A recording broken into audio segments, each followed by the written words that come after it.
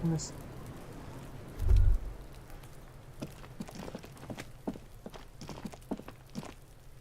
Então,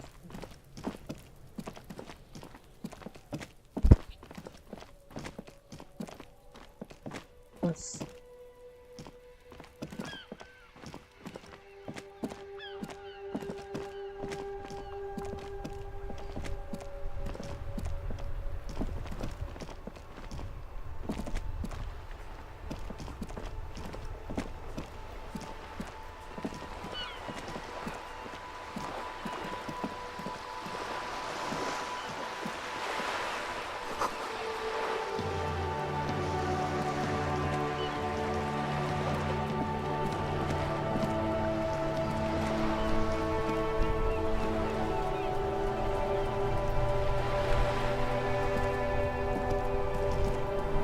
Life doesn't need to be a struggle. I'll be with you in a moment, officer. Let me just finish my sandwich. Talk to angry old René first.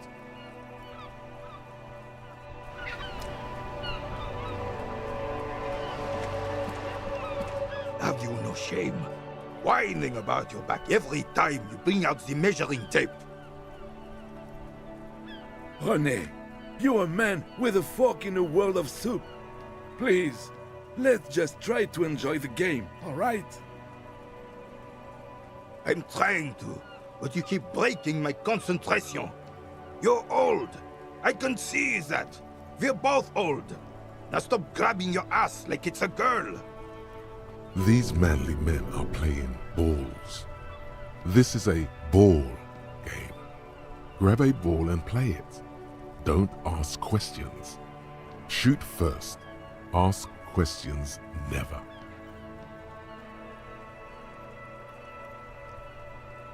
bem, hora da bola. That's the spirit. Don't even waste your breath asking about the game. They wouldn't know anyway.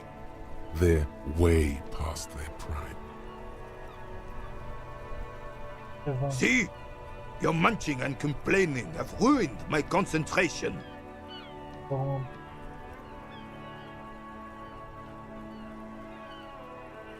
Ah, mon Dieu. The pain in my back is unbearable. I can't even say if it's in my back or hip anymore. Feels like it's in both. I hope you pass out from it, you goddamn jellyfish. Men like you are the reason this nation is sinking.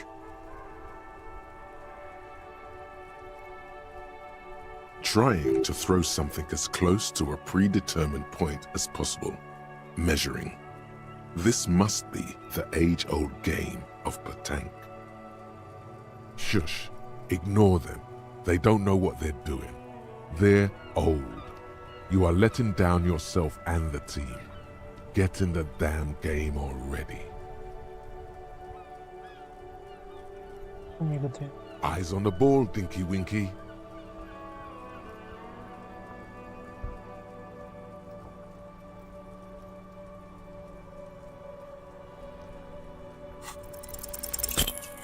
André.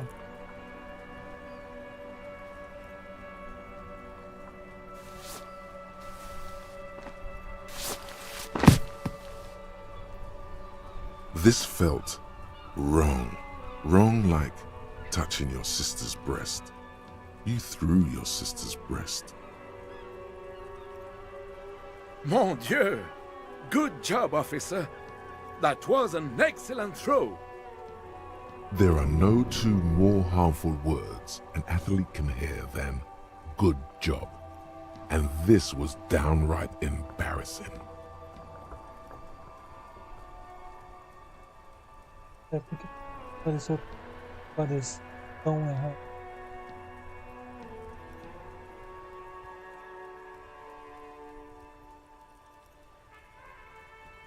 Your muscle memory knew what to do and went for it. But there were gaps.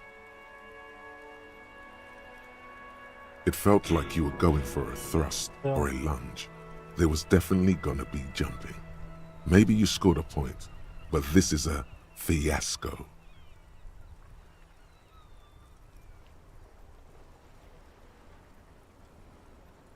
What are you talking about? You just executed a pretty much perfect pétanque throw. How are you ever going to get the officer's shit off your nose, Gaston? Or even climb out of his ass?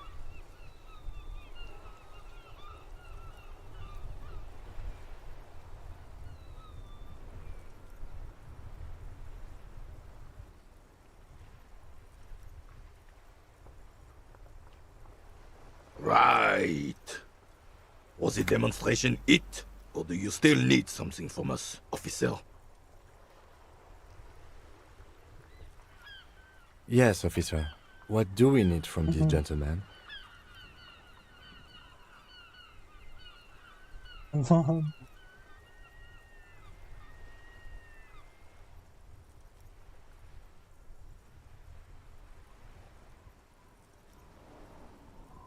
Unfortunately, I don't. Unlike most of the locals, I have no qualms about assisting law enforcement. But this affair has passed me by completely. In Martinez, the union is the law. So can you really blame them? Cop is a pejorative term. I don't have a problem with policemen. On the contrary, I admire the effort to bring order to our streets. He doesn't know about the crime. Your time is better spent discussing politics.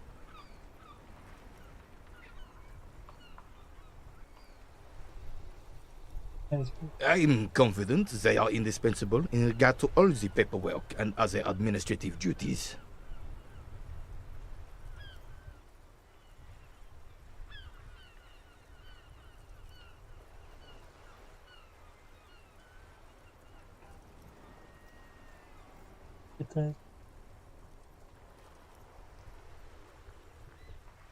But you must agree that nature, in her infinite wisdom, has made men more fit to perform certain, more challenging tasks.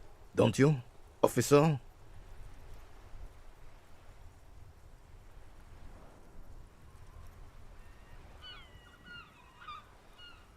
Really, officer? Match an average woman against an average man in a dark alley and see who comes out on top. Gender equality is a very noble, very modern idea. But in real life, primal roles prevail. But I do not wish to discuss this matter further.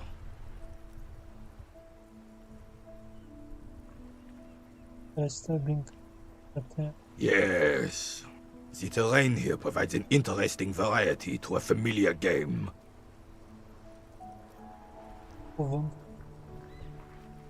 No. It was left by heavy artillery fire.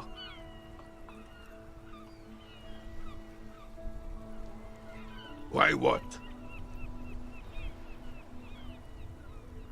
Because that's what happens when communards hijack your country, execute your supreme leadership, and turn your capital into a slaughterhouse. You use heavy ordnance to clean up your home.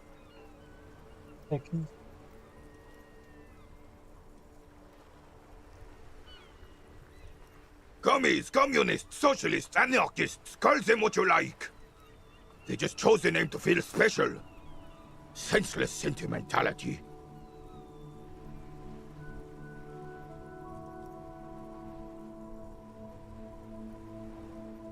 Sadly, no. It was the foreigners who brought them to their knees. We fought valiantly. Too valiantly. So valiantly we got licked.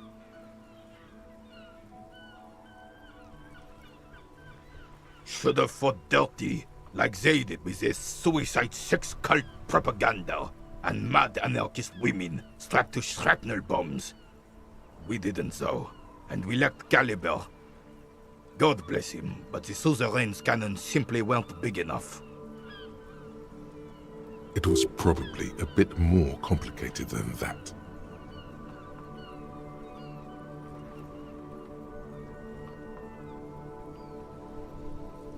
This place is a damn beachhead, son. They had to soften the commies up first. Yes, the military coordinated amphibious landing to take back Revachol. Martinez was used as one of the 3 footholds in Revachol during Operation Deathblow in '08. The other 2 are off in Stella Maris and the Delta.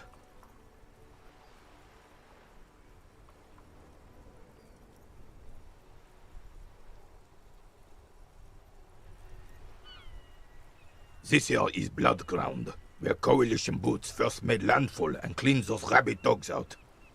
Most likely, we're playing pétanque on their mangled corpses. Blood ground. You got old René going there. Like he isn't hungry enough already.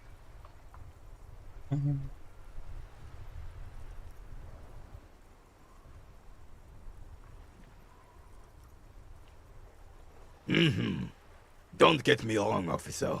I hate those foreign dogs, but the enemy of my enemy and all that. They're the lesser evil.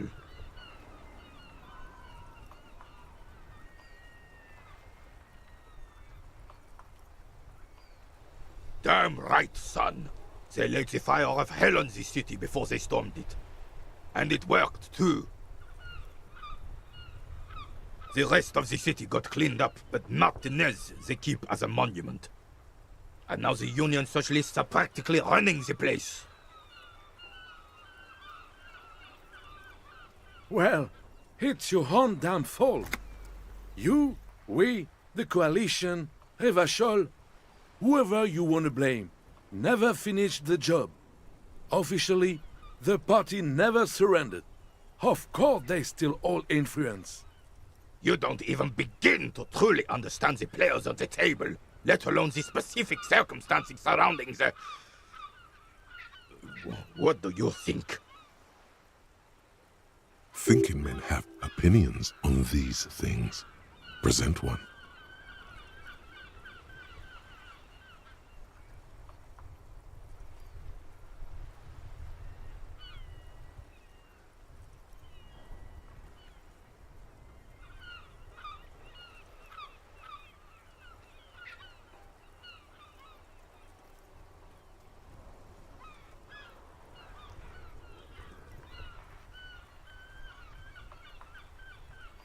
Preposterous! Surely you don't mean it. I'm just sorry it had to be them.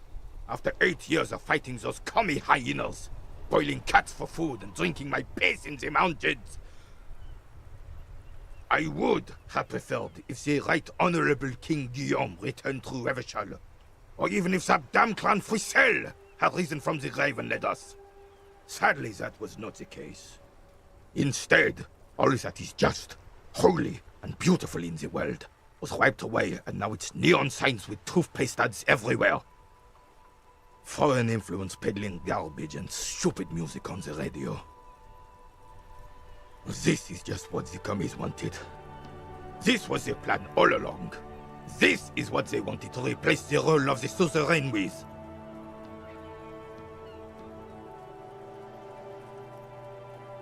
Damn Frisel.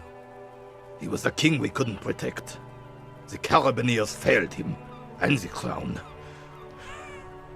He died in the hands of the Hyperlay, in a very public execution.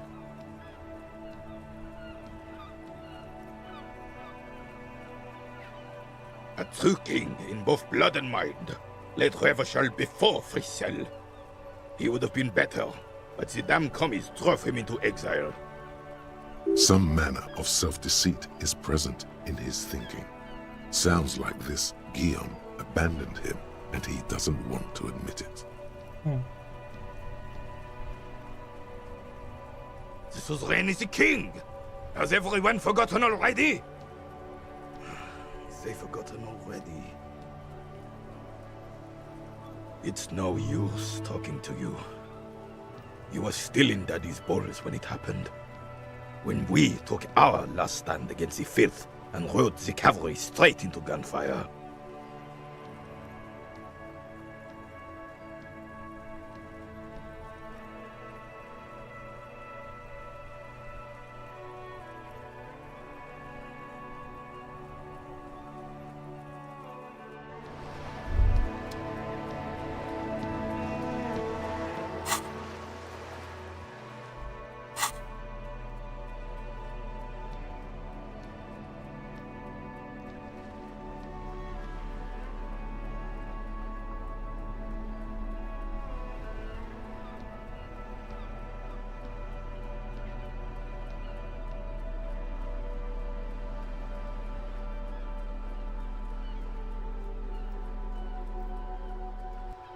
It's the ledger you found in the trash. A cabbage of papers hanging from the board, with the permeables drawer inside. It's barely held together by a clip. Then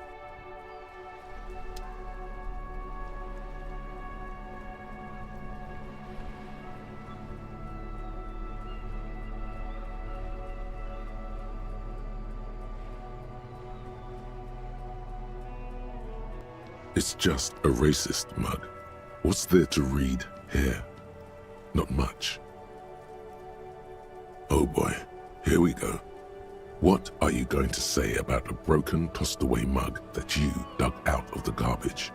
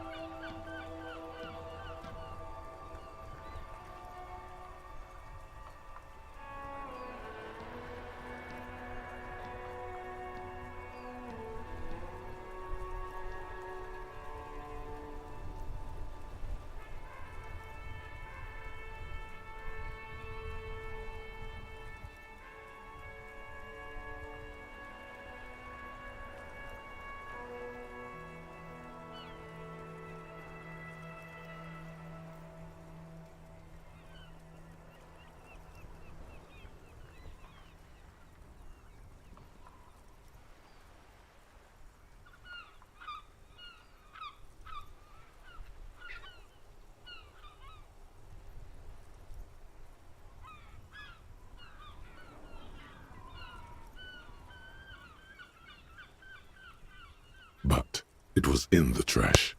Why not just call it out when you see it? Or do some volunteering work. Just finish your case, detective.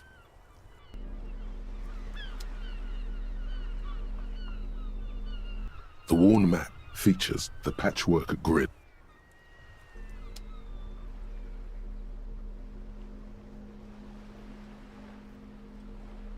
Hey. Psst. Psst. Hey, you. Yes, you. Word on the street is you're ready to start building communism again. Yes, you're ready to start building communism again. You've built it before. They've built it before. Hasn't really worked out yet. But neither has love. Should we just stop building love, too?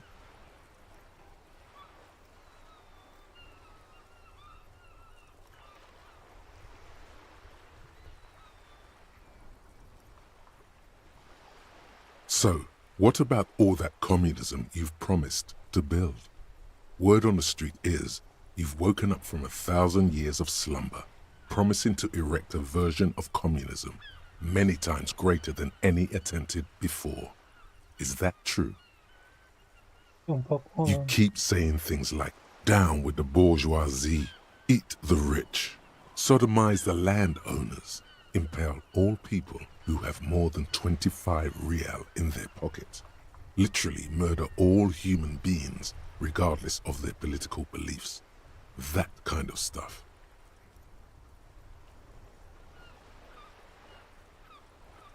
Como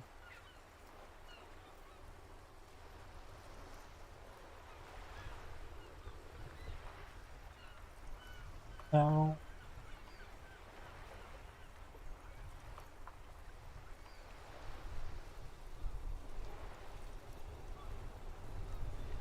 Okay, not in so many words, but don't deny it.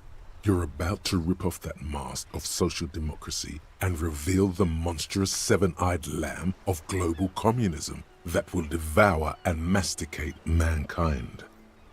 Everyone can see that. So tell me, do you have any questions before we fire up the big communism builder? Or do we get right down to it? Datas comum. Failure. It's about failure. Of course you do. You are failure. You are communism. Absolutely vanquished, beaten, curb stomped, shat on. While everyone else is out partying, having a callous laugh, you will reverse the fortune of the workers of the world. You alone, against every living thing, against every human alive. 800 trillion real in the hands of an impossibly well-organized ruling class. Towering city blocks of bankmen who have the ears of prime ministers. Million-headed armies of nations and the love of your own mother. You against the atom, the charm and the spin, where the whole world failed. Matter failed to bend to human will. Human will failed to get out of bed and tie its laces.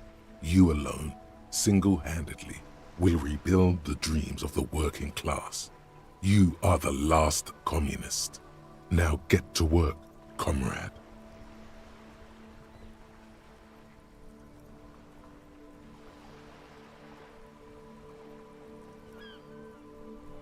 Oh yeah, get the firing squads and the animal wagons ready.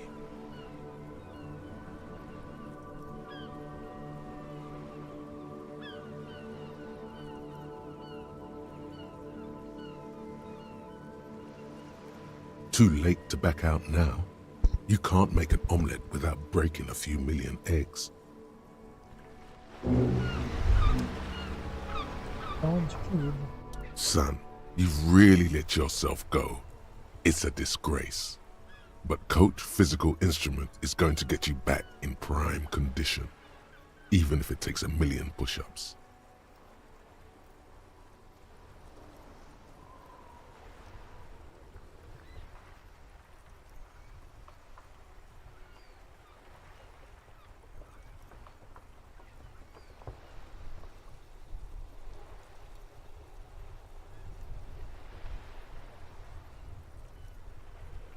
Does a master swordsman insult his own blade? No. I'm going to turn you into an athletic benchmark, you big pussy. It's going to take blood, sweat, piss, and tears. But when I'm done with you, boy, you will be a master athlete. When a man sets his mind and body on something and gives his 110%, he is sometimes going to piss himself. It just happens. No shame in that. Então, fazer. Behold, world. Here walks a sportsman, hands choked and hair kept back with a bandana. The Homo athleticus.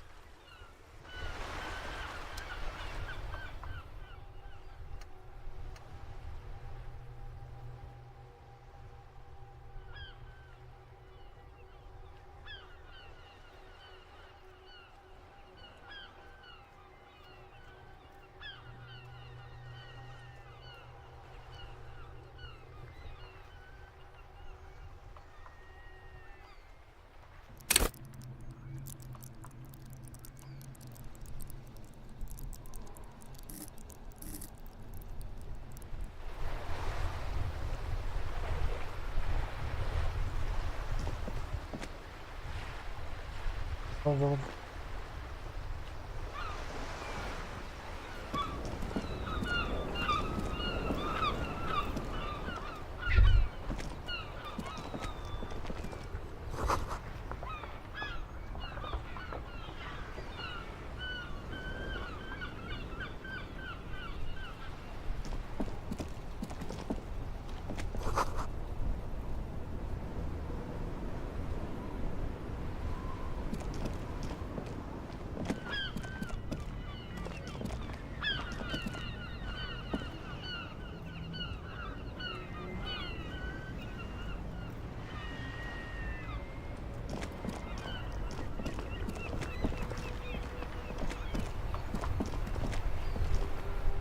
worn and beaten wooden planks of the bench do not look overly comforting. We can sit on benches after we've solved the murder. Let's go. You can revisit the bench if you ever need to pass the time when Lieutenant Kitsuragi is gone.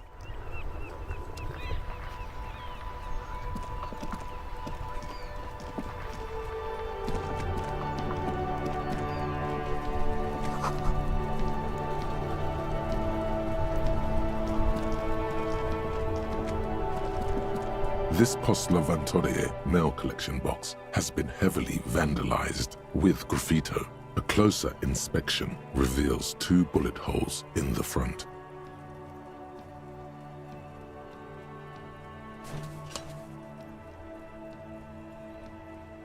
The box seems happy. Eat shit pig, fucked by the coon, and St. G with a crown have been scribbled on it. Jenny is a whore, and best set mailbox also. Acho que é tudo do The correio. mail collection box seems cathartic. Thankfully then, so do you. You shudder, then you swallow.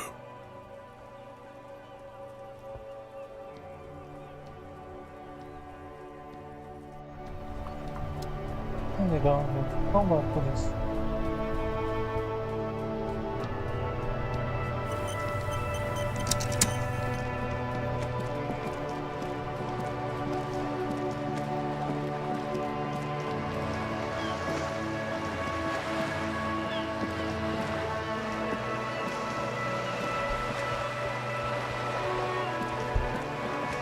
O nome das ruas, né?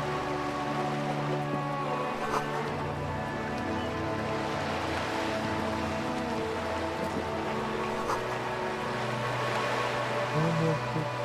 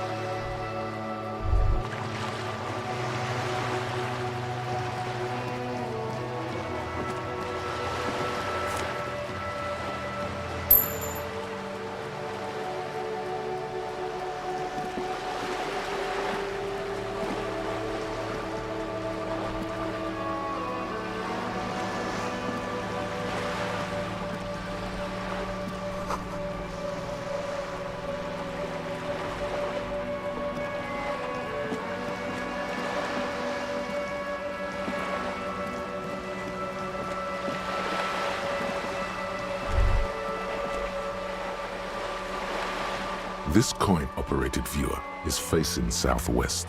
Its coin slot is full of fossilized bubblegum, rendering the machine permanently inaccessible. The metal feels cold and wet under your palm. It looks unhygienic. A thick layer of graffito covers the lenses. You spell out the word Onug, written on the other side, with N and C scribbled backwards. That's Kuno on the lens. Under the graffito, a sea of blues and greys appear. Behind the water lies a coast studded with concrete and reeds. On it, a church on stilts, lanky weather-worn wooden planks, an X-shaped cross topping its tower. You know this to be the star of Pericanasis, or the Cairo, the central symbol of the Pericanassian church, a star, a great moral height to be strived towards. Around the large wooden building you see chunks of sea ice gathered on the beach, and a small tent set up on the ice. Probably some kids.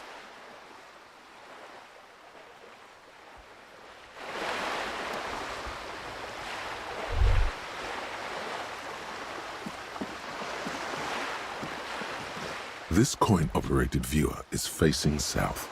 The instruction manual says to insert 25 centimes and pull the handle while looking inside. Then use the focus knob to zoom in if necessary. Why place a tourist attraction in the middle of such poverty? There was a revitalization project in '49. A design studio tried restoring Martinez to its pre-war glory. It didn't stick. They got as far as the street lamps and the statue on that intersection. Then something went sour. I suspect that something was Everard Clare, the union leader. He muscled them out. It's how it usually goes around here.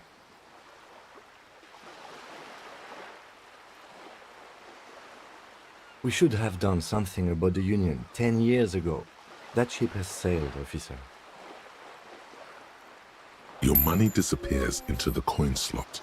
A clunk, the ring of metal. The curtains on the display open.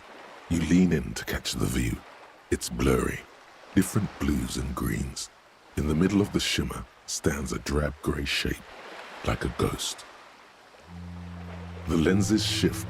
The ghost sharpens into an islet in the bay. In the ruins, a man-made structure is visible, a half-sunken sea fort, its concrete almost reconquered by nature. It looks as if it was abandoned quite some time ago. Nothing but a rotten tooth remains of the anti-aircraft tower. A lonely birch tree grows out of it. Really? I don't have the eyesight to make it out.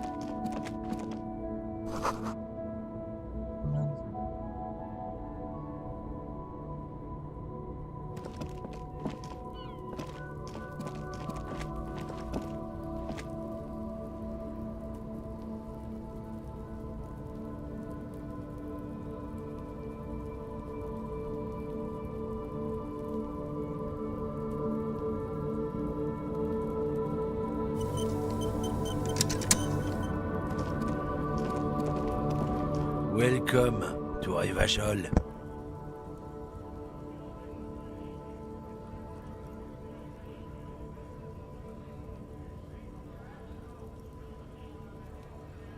Merci.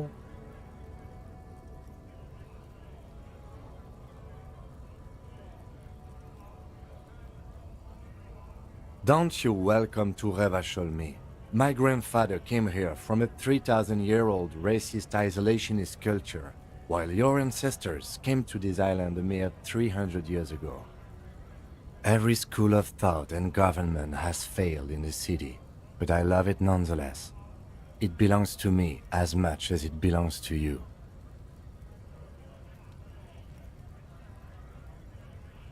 It's men like you who keep Revachol divided, making it that much harder for everyone to climb out of this post-war limbo. What he means is, fixation on the Revacholian nation makes it harder for Revachol to actually attain self-determination.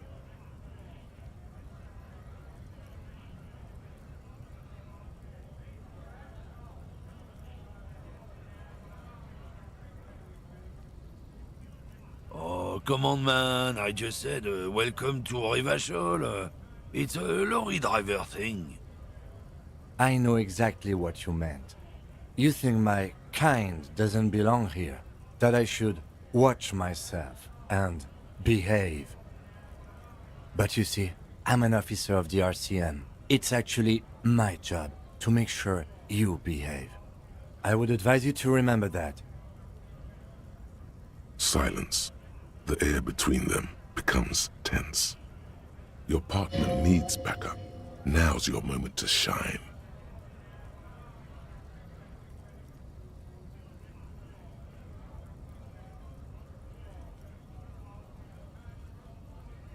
You two make a cute couple. You know that? The lieutenant exhales and resumes his regular calmness.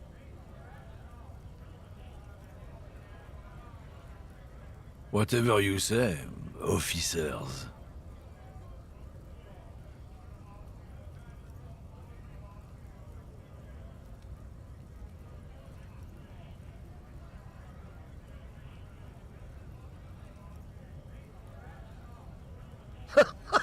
Oh man, that's great. Look at that guy go. Haven't seen anything that funny in a while. God damn. Thanks for that, but no, it's not mine. He doesn't live in Martinez.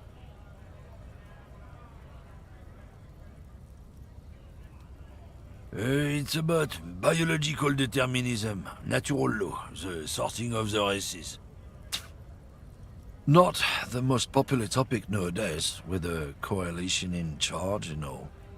You might want to change the topic. That is, bury your head under the sand like common sheep.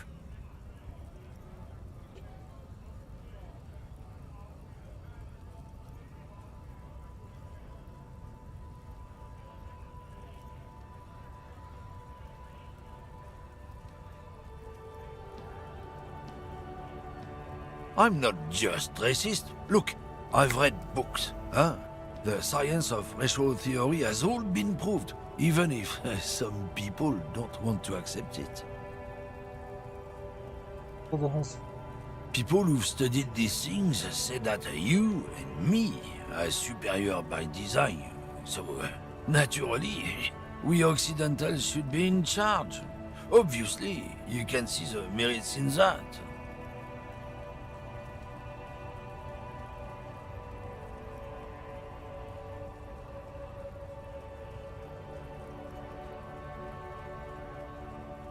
Oh?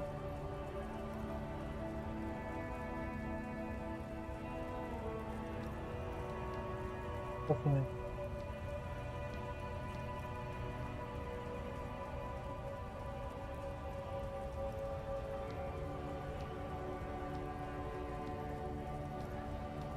Don't push your luck, Runt.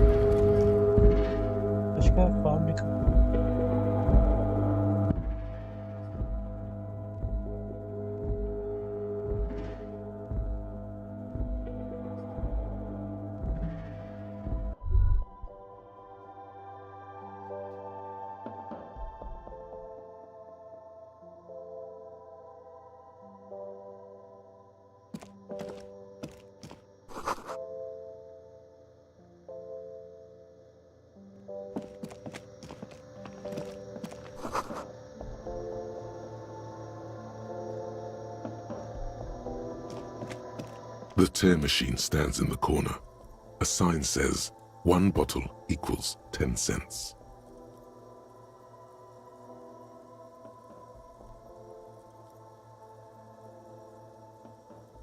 No. You need tear to use the tear machine.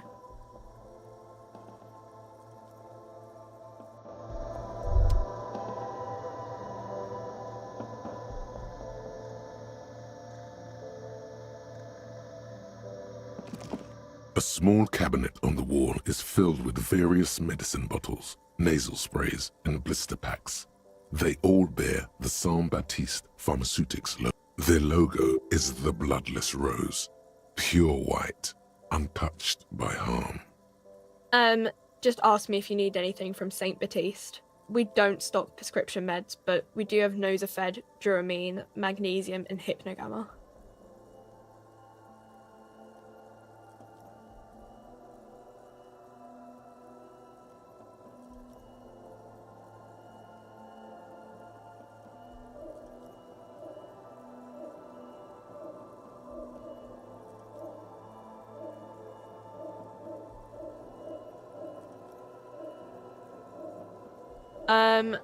I don't know. Let's see. Nosafed is a nasal spray. Duramine is a really good painkiller. Magnesium is a dietary supplement. Hypnogamma is... I don't really know what Hypnogamma is. I guess it makes you feel less shit. It's recommended to use after lots of partying, studying, or exercising.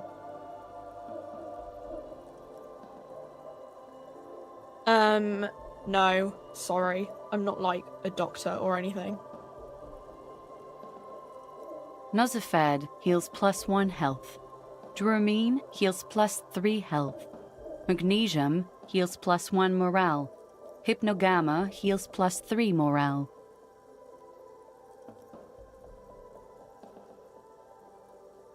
Saint Baptiste, you know, the pharmaceuticals company. Saint Baptiste Pharmaceuticals, the one that sells meds out of Saint Baptiste. That one. There.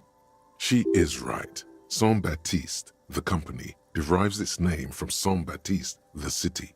Itself so named because that's what it is. A rare case where that really is the full etymological history. As far as almost anyone knows, at least.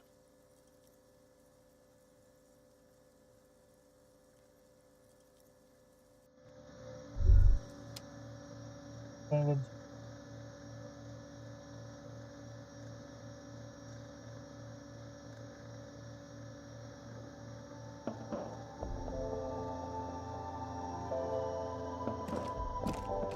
A colorful display of cigarettes and alcohol bottles line the shop wall, inviting you closer. There, in that dark green glass, all in vain. The great flowing river of warmth, wine, alcohol, beer, alcohol, love, alcohol.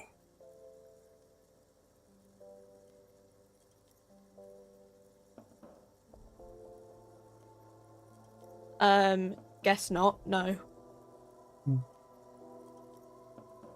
Good thing you're an unrecovering alcoholic then. I'm obliged to inform you that both alcohol and cigarettes damage your health, but I guess you already know that.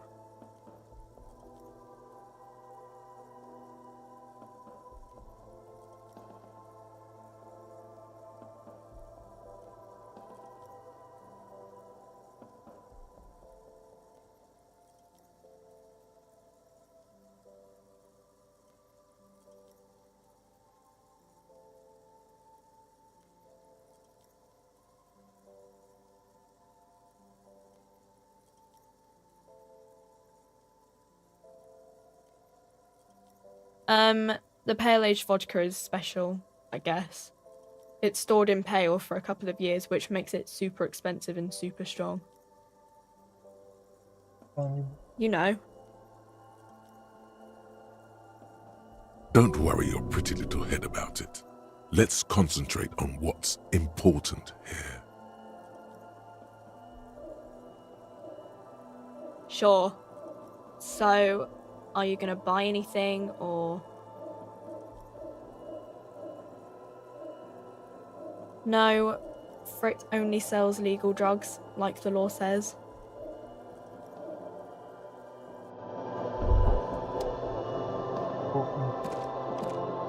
Deus, esse cara com um bicho.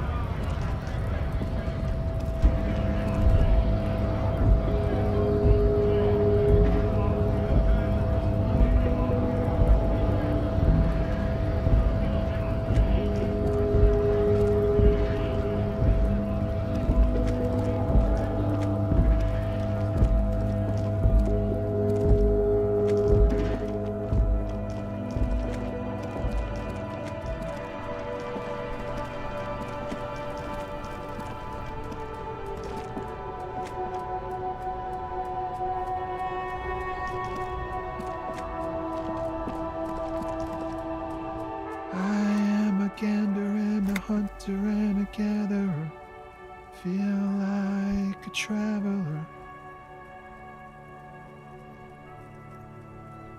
A simple little cadence. He seems to be making it up as he goes. From another planet. Hey there. It's the jam, my man.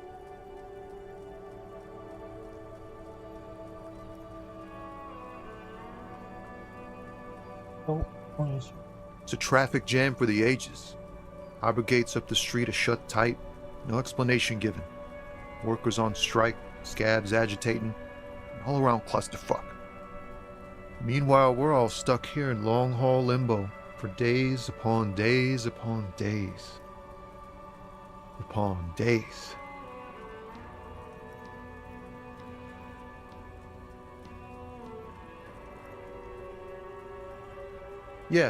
Yeah, exactly. It's official. He too agrees. This is the antechamber of the afterlife. Feels like forever. Like I was born on this here roundabout and this was all I ever knew. Just me and the metal and the tires, the oil and the fumes of mazout. Mazout is an antiquated term for heavy fuel oils. This man has a barely suppressed performative streak, or he just likes unusual words, or both.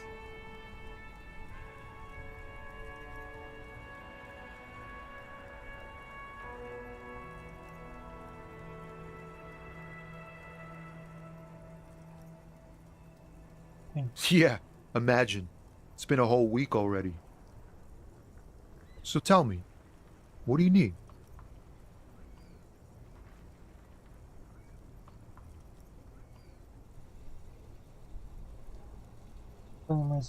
It's like, whatever's going on over at the docks.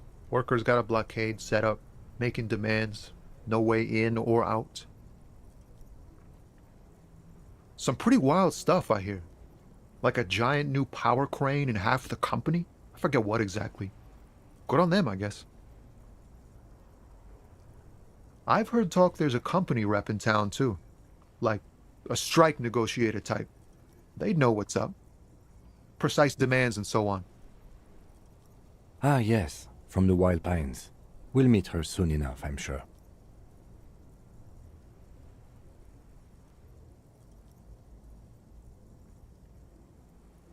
They want to keep that money flowing in, my man. Ka-ching. He doesn't blame them, but he's not on their side. That's for sure. Anything else? Yeah, this ain't really my area of expertise. I just do my job and get paid. I have things to do and places to be. All of us do. Us lorry drivers. Camionneurs. You still hang around here waiting for this mess to end. Most have scurried off somewhere to get drunk or high. Or laid. Not that I blame them, really. Not my thing. Chasing transient pleasures is a drag these days.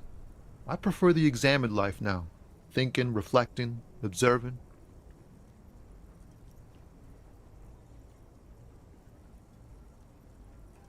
questão de direção, uma coisa não. What's better than chasing transient pleasures? The more transient, the better. When one's ended, you can get on to the next one.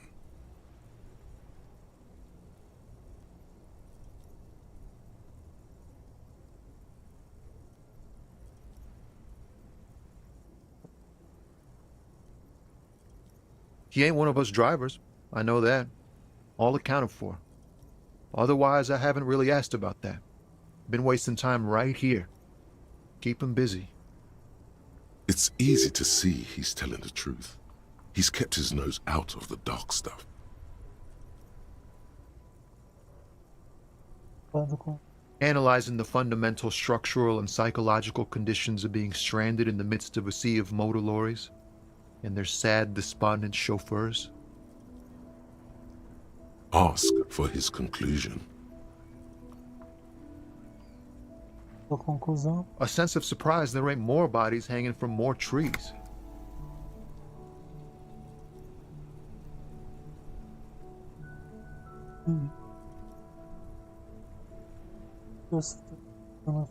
Oh, high-grade narcotics, illegal firearms, stuff like that.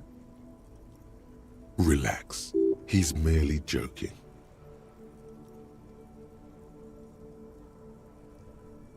o que vocês Can't even get a few jokes past you, my man.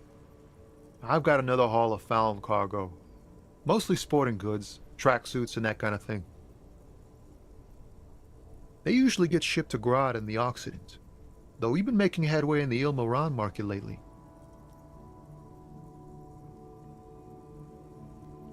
jornada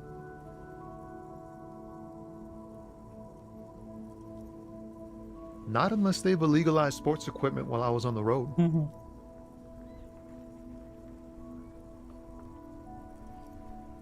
This rockin' beauty. Sure is, like a rash you can't get rid of. You interested in heavy-duty cargo machinery? A motor lorry, also called a camion, on Caillou and neighboring islands. This one looks roughed up enough to be some sort of found rust bucket. Maybe the A6.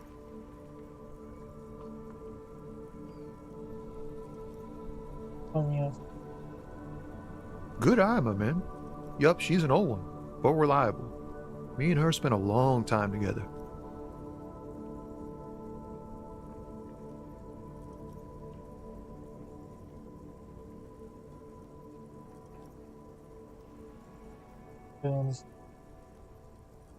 We're pals and all, but I can't just freely hand out the merchandise. The bosses won't be happy. The man taps his fingers rhythmically against his arm.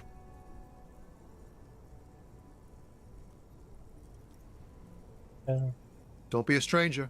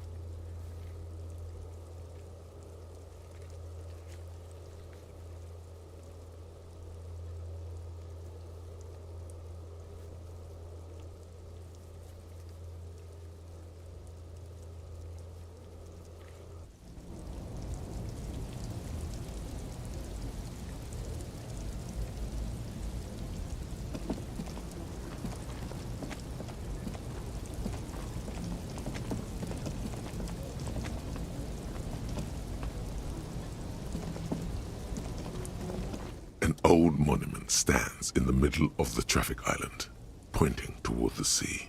It looks as if it's been reassembled piece by piece.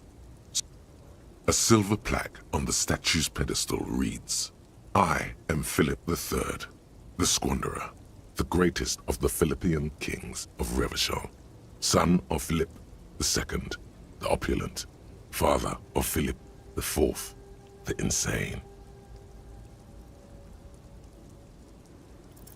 What did he do?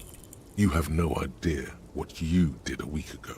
How would you know what this guy did many centuries ago? High above you, the king stands triumphantly oblivious to your memory trouble. Oh, mano. Aqui depois dos total, 12% tem 12%.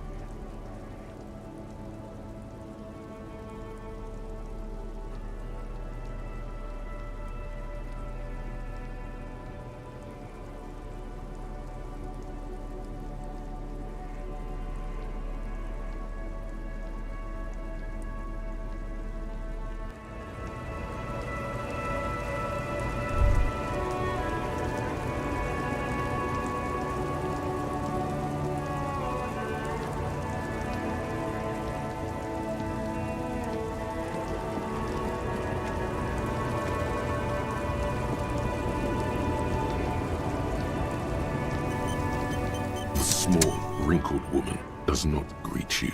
She nods along to something on her radio. A photograph is clutched in her hands, and there is a warm smile on her face.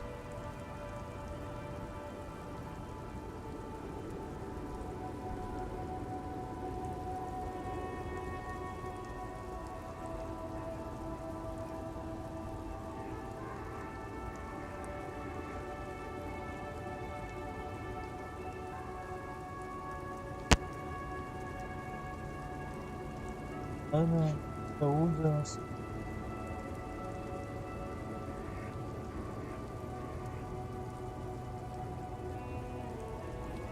The photo, an ambrotype from the turn of the century, as golden as her smile.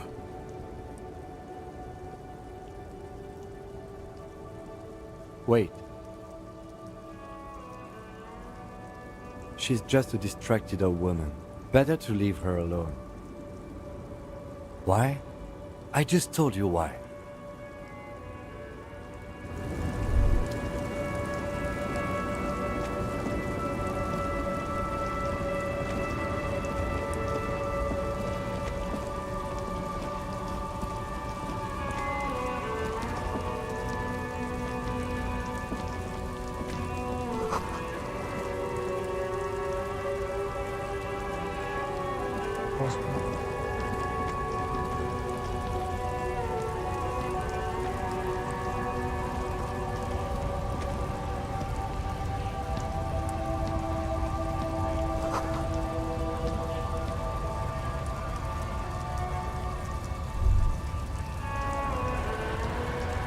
A lorry stuck in the traffic jam.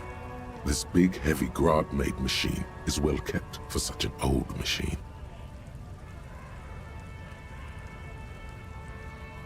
The windows are clear. They've been recently washed. You can see a lorryman's cabin with personal belongings, stickers, insignia. The driver has adorned his space with a substantial collection of peculiar paraphernalia.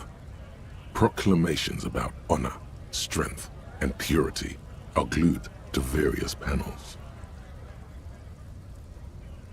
The back end of the cabin has a small perch to sleep, large ashtrays. There are several suns and wheels sewn into the curtains. A book with ragged edges catches your notice. The front cover features a large, muscular man. The title reads, Man from Eamdal in the Lost City of the Pygmies. Racist nationalist paraphernalia. Not unusual in this part of town. This is our guy.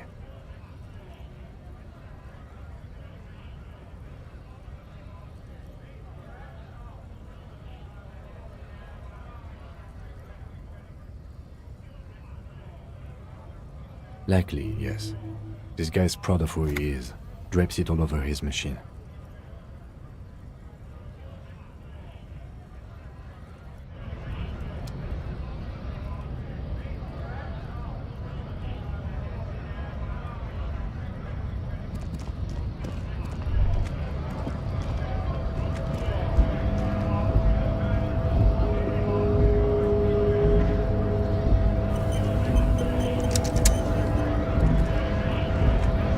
Bastards!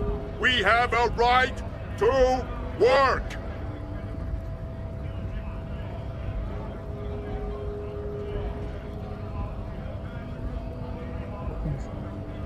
Hold up and stay frosty, everyone. Cops are here.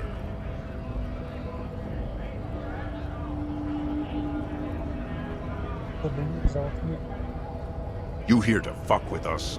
Beat the honest worker down.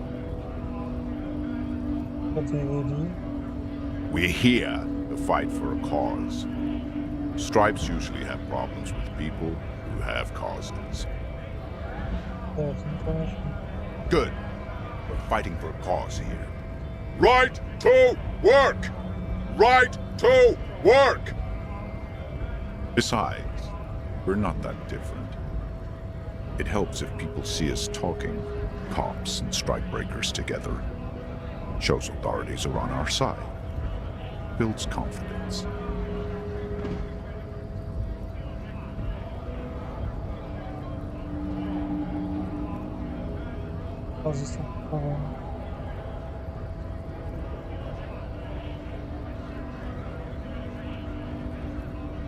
Rights of people, rights of workers, to have gainful employment, to make a salary, and feed their families.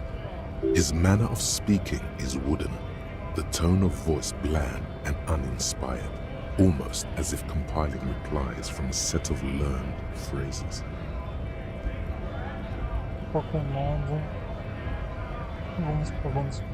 Maybe you should ask them the questions, like why we're not allowed to make a living here. Shame on you! We have families to feed, you piece of shit. So do we, Scott.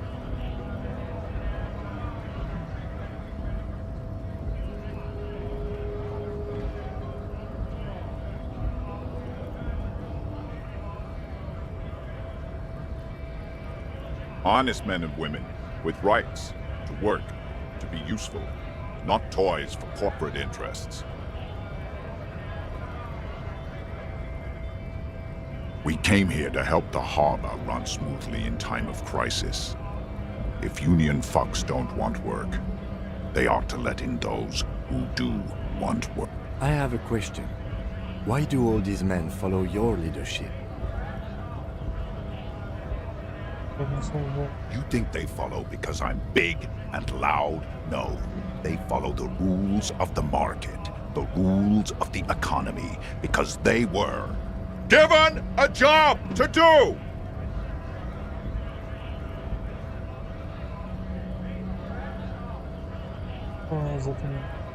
We were promised work. We'd be in there, working, if the bastards hadn't shut the gates.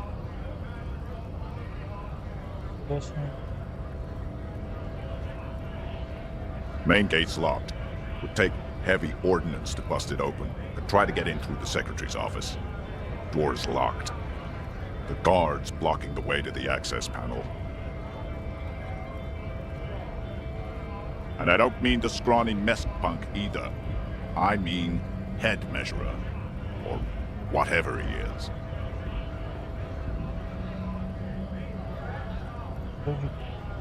Huge Seminese guy standing up there on the overhead passage. Won't let anyone by. The access panel is right behind him.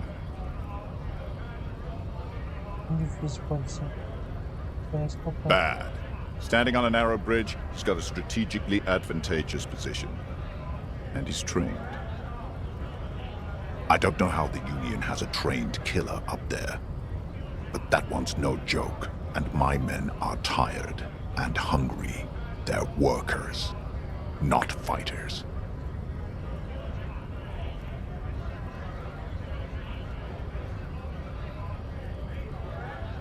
Oh. Like civilized folk, you mean? These native fucks don't understand civilized. It would be better for the neighborhood if you went home, at least for now, if you can't get in anyway. No! They will give up eventually. Or get drunk. Leave the button unguarded. Then we charge.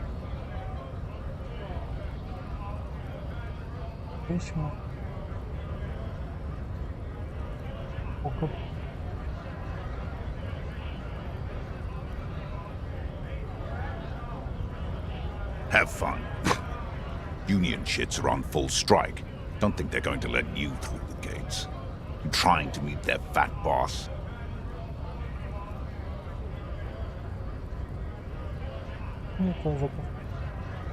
I know nothing about a murder.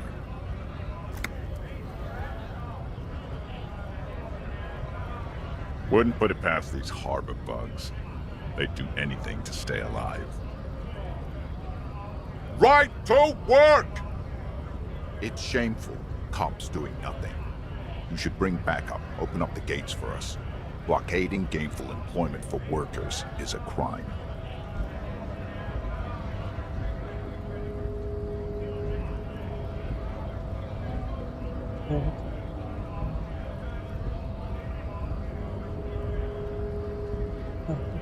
Why not? I see numerous reasons not to pick a side in this local matter. Pity. Let us work! Come on, Glenn. When a bunch of ungrateful, lazy cockroaches can't get their act together, decide to block honest work from other people. Beats me. They mumble nonsense about boardrooms and workers' rights, while we have the right to work! There's something odd in the way he carries himself. His set of clothing looks vaguely mismatched.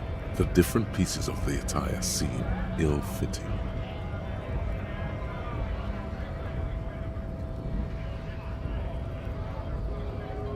His shirt is far too small and an unpleasantly tight fit, while the overalls, held up by a belt, seem to fit a man with much more corpulence. He ignores your question, choosing instead to turn to the emaciated workers, raising both fists in the air. The clothes are obviously not his.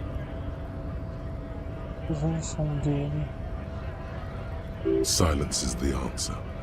There's something off here, but he won't say what. You've been talking to him for quite a while now. Something is off with this guy. Ask him where he's from.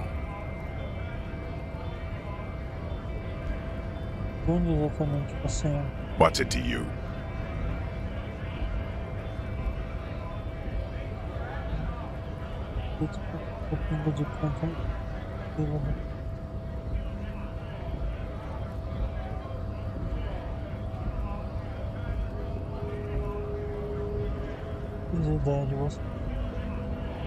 Big mess, caused by Union greed. But I only fight for the rights of people.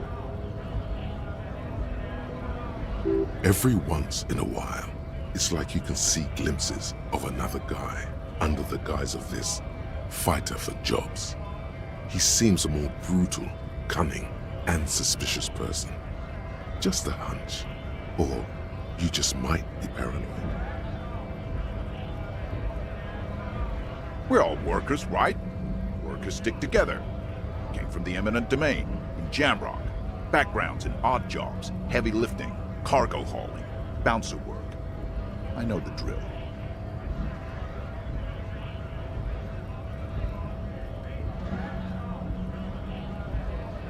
Os rivais são esses bichos.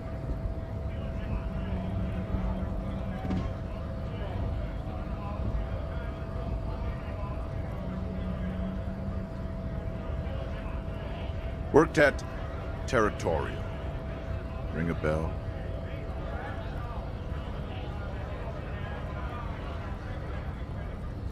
Uh-huh. It was a long time ago.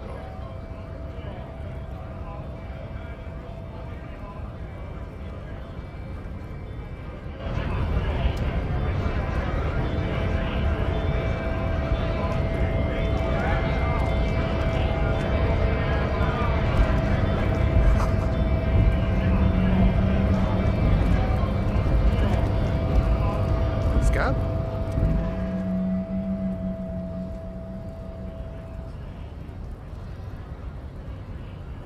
You're hazy on the notion of a scab.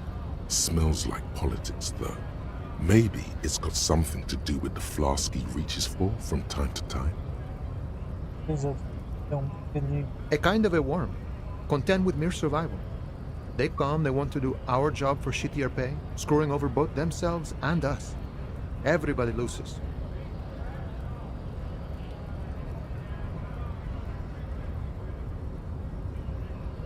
Beats me. Somewhere in the ground, I think. Gotta be bloody stupid or freaking evil to scab. Or I guess scared, maybe. But scared of what? Of who?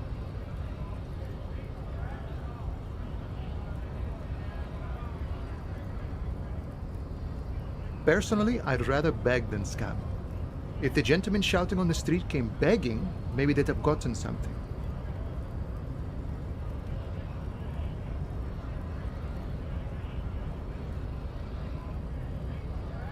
quase.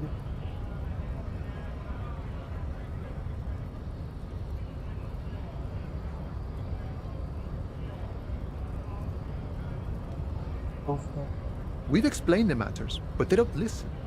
This lot would be reasonable and go home if the big guy wasn't riling them up all the time. Big guy. He means the leader of the scabs.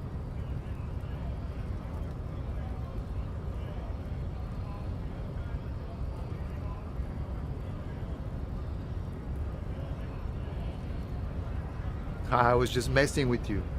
No one's ever seen a cop scab.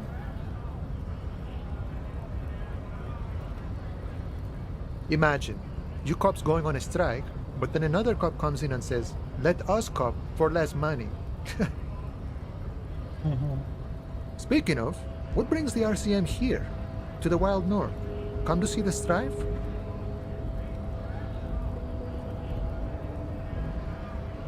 Murder, huh? That sounds like a lot of hard work.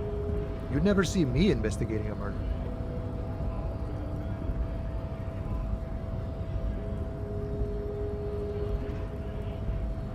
Isso.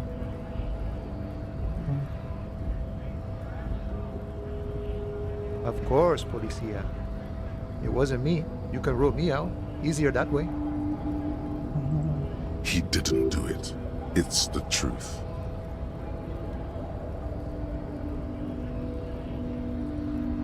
Saber quem faz isso. Explorando. My friend, I respect the right to roam. The open range awaits.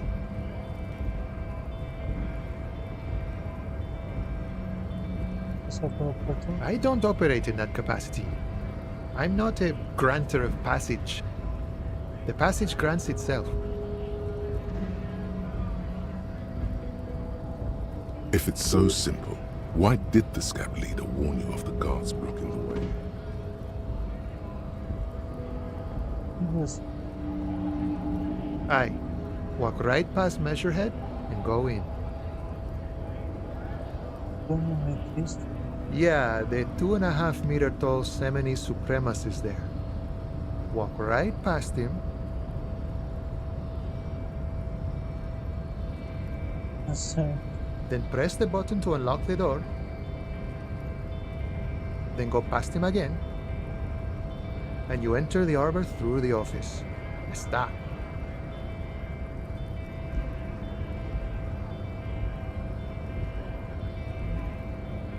Okay. The man whispers a jaunty tune. A coastal breeze ruffles his hair.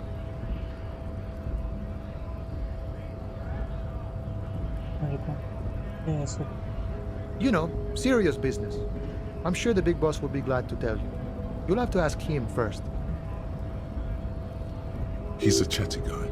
Wants to talk about the strike too. Just can't break the command structure and tell you now.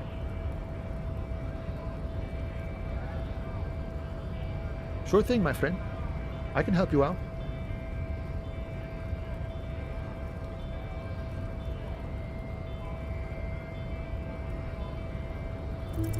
The coin lands into your hand as if it has always belonged there. The swallow returns.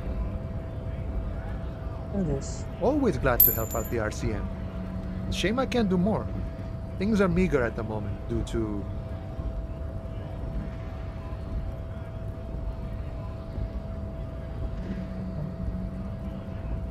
You know, the winter's fat is slowly running out and all.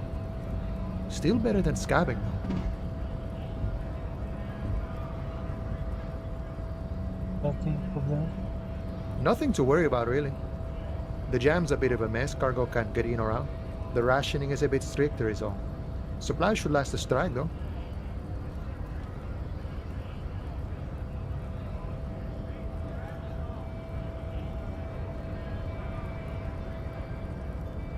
I'm always glad to help out when possible. Not like these slithering scabs.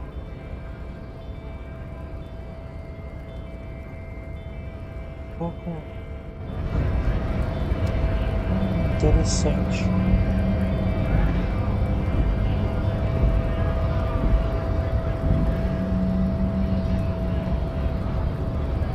Bom, quer dizer que eu posso entrar, né? Ou não?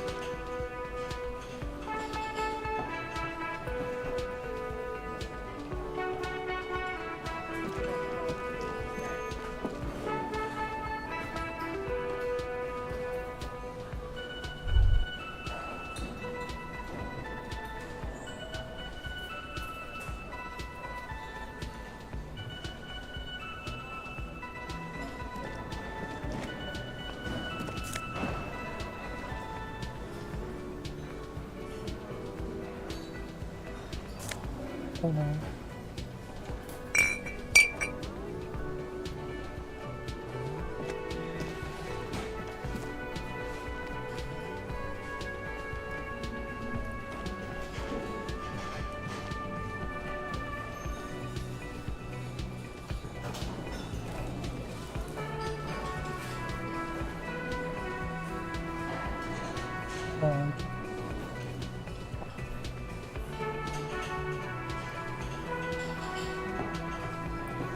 queria investir no copo.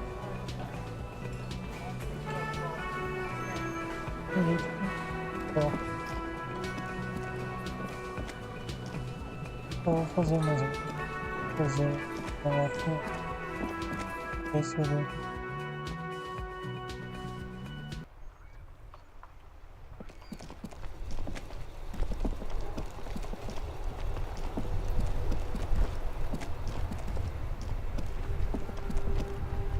Inside, you see a set of steering levers, a radio microphone, a pull-out toolbox, and...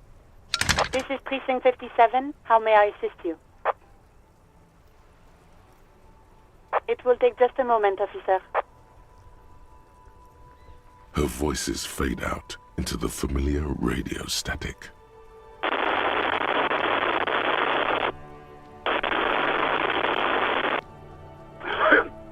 Gottlieb, what do you want?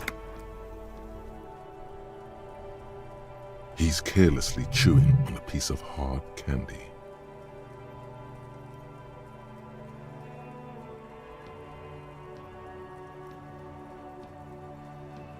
Oh, it's you.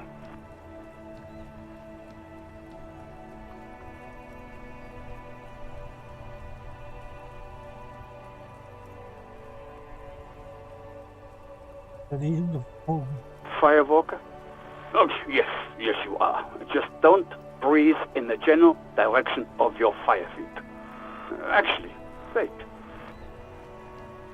Do exactly that. Put yourself out of your misery. Take a deep, diaphragmatic breath in and...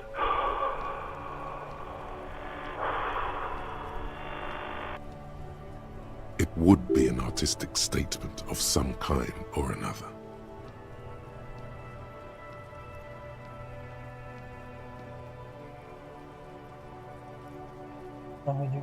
I'm the most serious person at the station, detective. Now, do you have any current, pressing medical problems?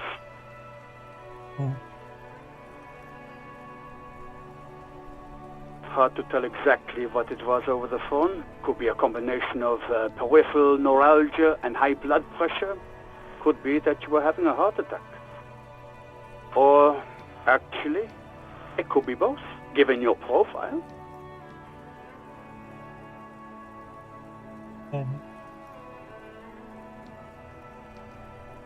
Yep.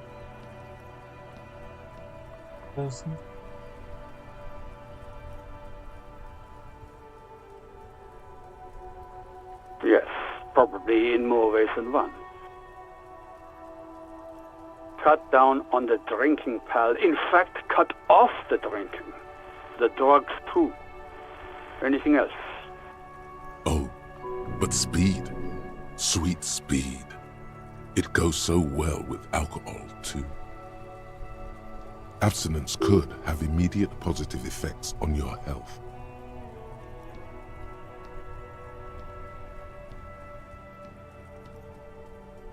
And you survived it. Congratulations. Are you mobile? Even better. Anything else? I wouldn't worry about that. Officers your age have coronary trouble all the time. Also, death is a natural part of life. With all the damage you've been dealing yourself with drugs and alcohol, I'm not surprised. What else? I'm not a brain doctor. Look on the bright side. You've got a whole new life now. Use it wisely. It's hard to say if he doesn't believe you or doesn't care. Look, pal, getting pumped and dumped is not a disease. People live through it all the time. You should be happy for her.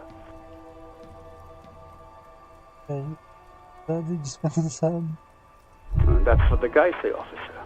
That some chick pumped you and then dumped you, threw you away like an empty juice carton. Okay. You must have me confused for a close personal friend. I am not. I am a medical professional with a constant idiot emergency on my hands.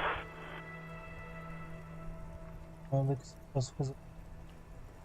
What? You want me to do blood work for you again? Tell you just how bad things really are across the board? You want another rundown of everything collapsing inside your body?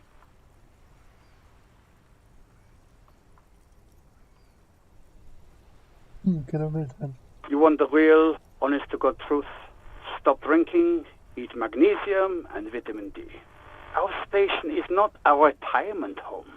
We don't have the funds to deal with rock stars past their prime.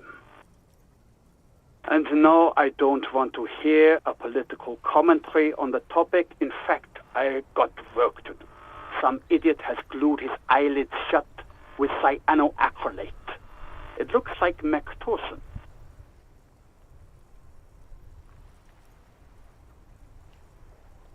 It's not fucking cryoacrylate. It's super glue, Doc.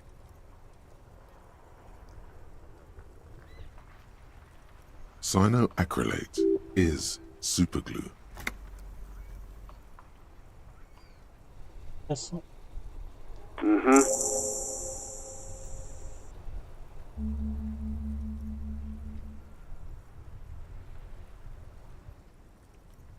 Anything else I can help you with, officer?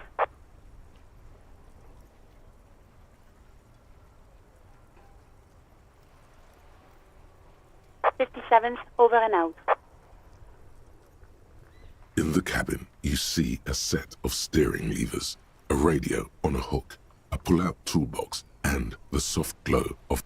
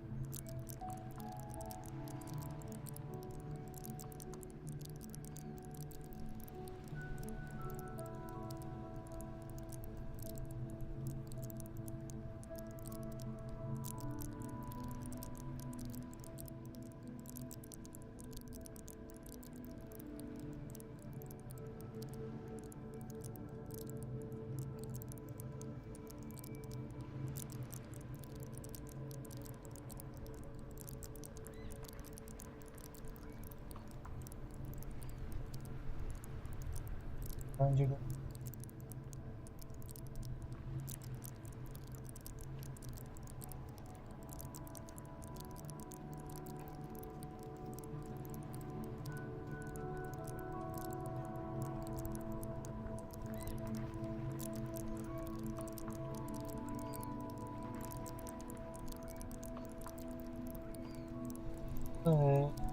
Depois que eu intelecto e motores que eu falo um pouco.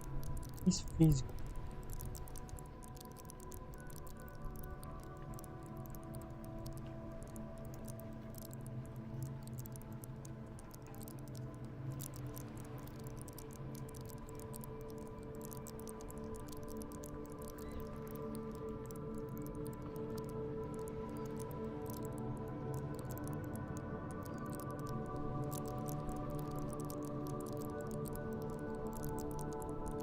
Tô vendo.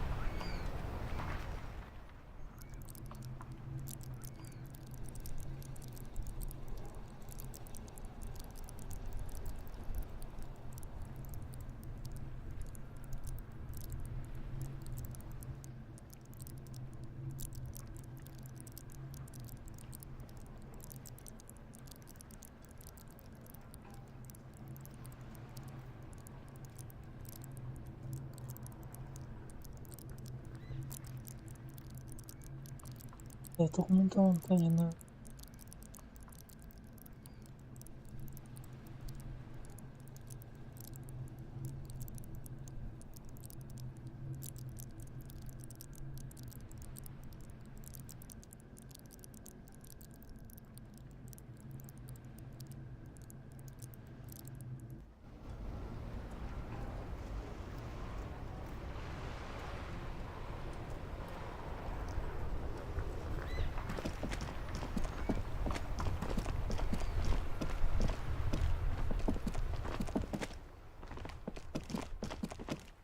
Daqui a pouco.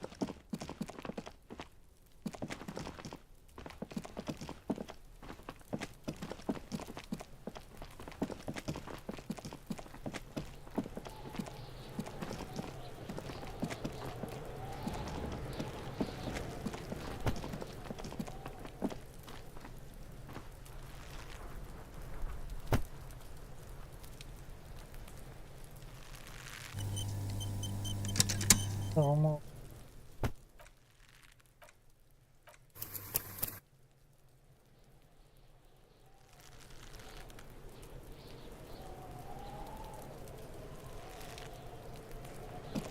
Conta do corpo. Fuck does Kuno care?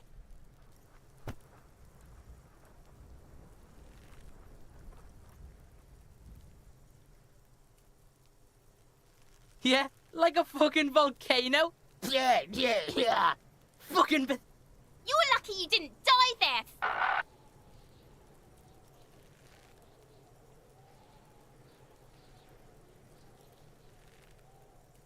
Yeah. Kuno's got some advice for you. What are you? Like 80, right? Maybe you should stop embarrassing yourself in front of a fucking kid.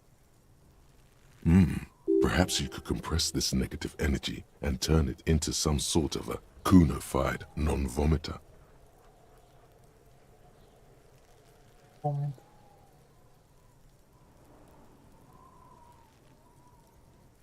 That's right. Turn your weaknesses into conceptual strengths. Try it again now.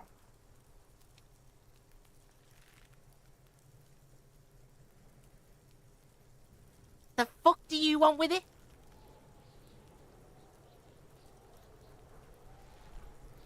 Good call, Pigmeister. Don't come and talk to Kuno about his kingdom. Não tem pergunta. Yeah? The kingdom of Kuno? Okay. The fuck do you want with it?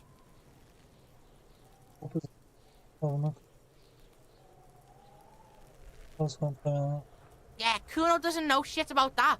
That shit is beneath Kuno.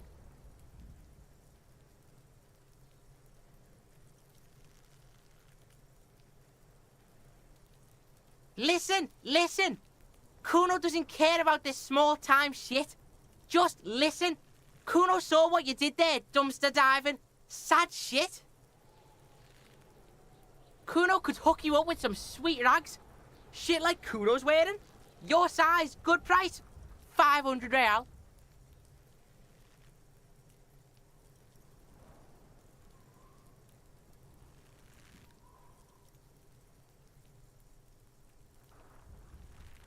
Look, Kuno ain't seen shit lying around, except for that up there.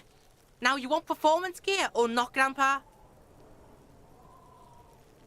The lieutenant remains silent, but his expression couldn't say, "I told you so," any louder. That's me. Pig, these are found modulars. Liquid fit, performance crotch, urban survival shit. Made in Mirova by scientists. Pan, believe it, you need this shit.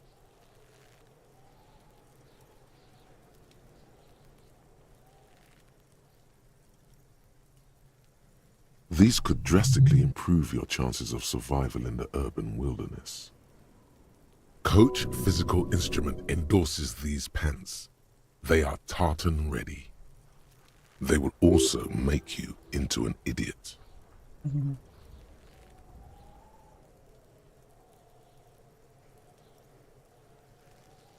All right, Pico, Shit's rolling.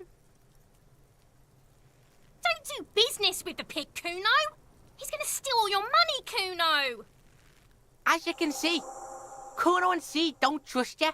Can't do business without trust. There's more to his distrust than being a pig. He feels threatened by something obscure in you. What that is, however, remains a puzzle for now.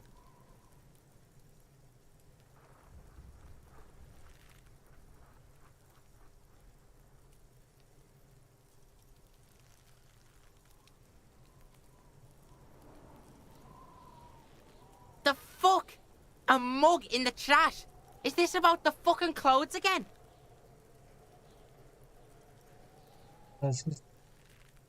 Yeah, Kuno sees where this is going.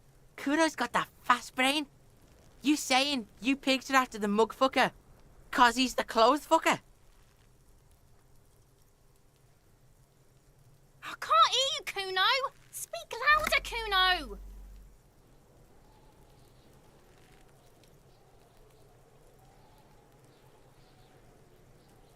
Shit, that's tense.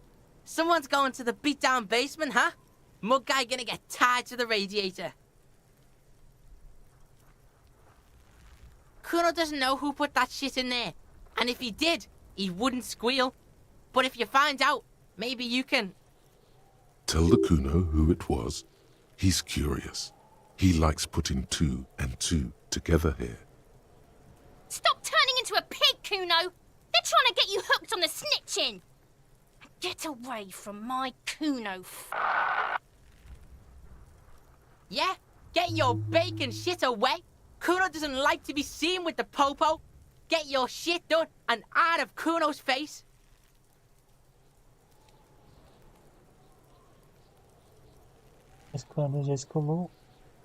Look at that fucking shit. You're trying to get Kuno killed.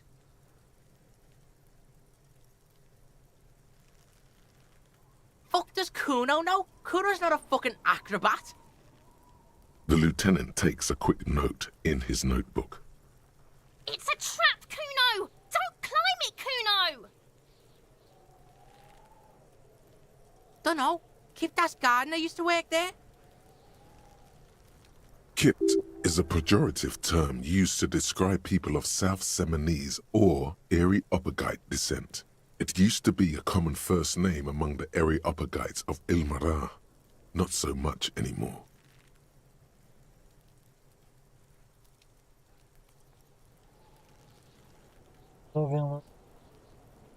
Look, Kuno doesn't explain shit. Kuno just says shit. Yeah, her. What was she doing in the greenhouse in March anyway? What kind of gardening is done in March?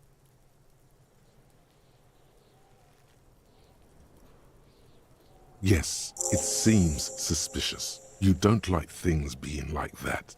Suspicious.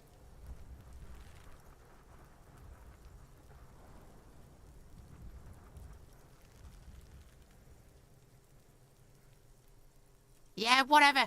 Kuno doesn't give a shit.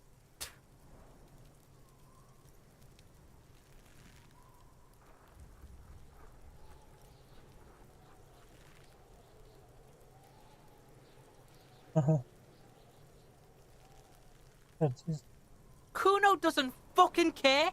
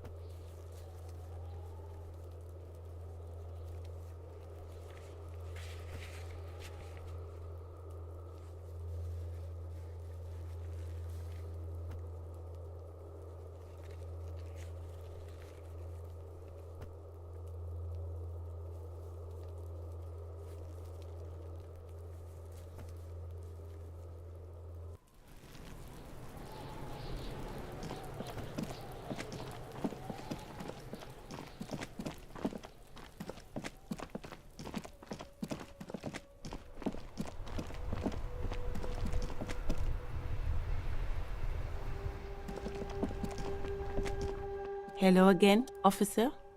How are things?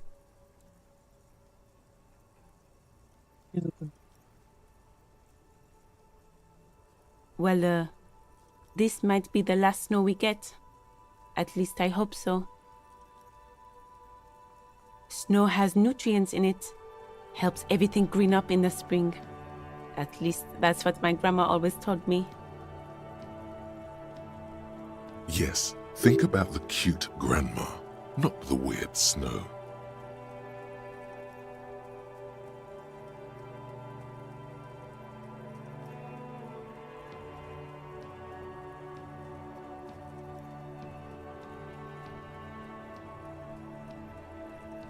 Stop looking at her. Look around. What do you see?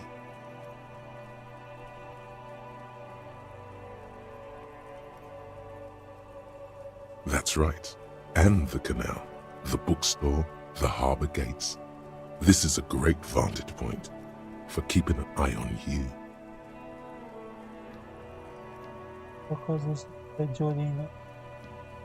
No, of course not. I don't understand what this is about. The kid did this, right? The red-haired rat? Can't say a sentence without or kipped. He's always giving me trouble.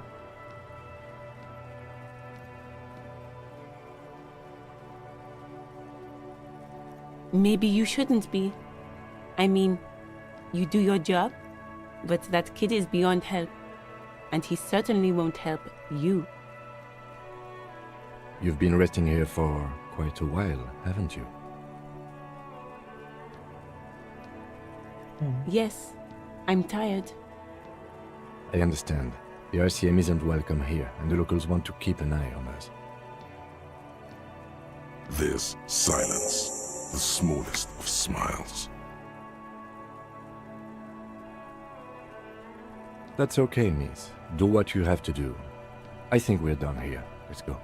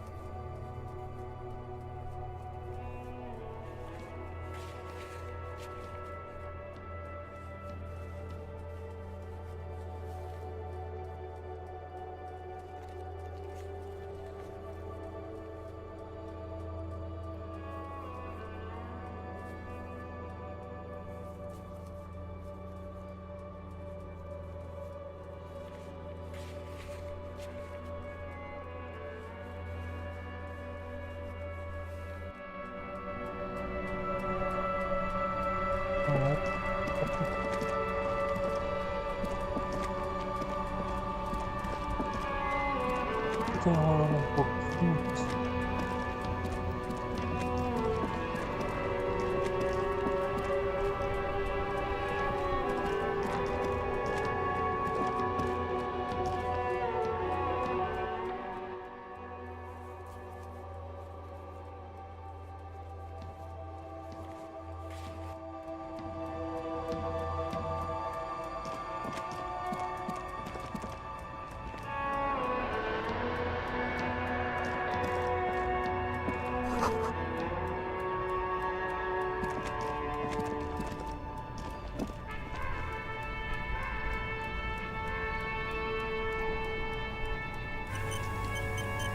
You see a Samarran street vendor surrounded by a motley assemblage of goods.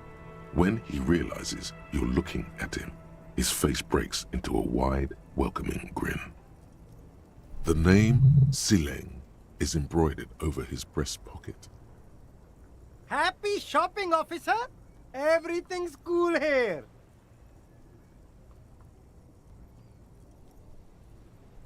Everything's cool. The goods are cool, the customers are cool, the place is cool. And one more thing, you're very cool. Bang, bang, bang, bang!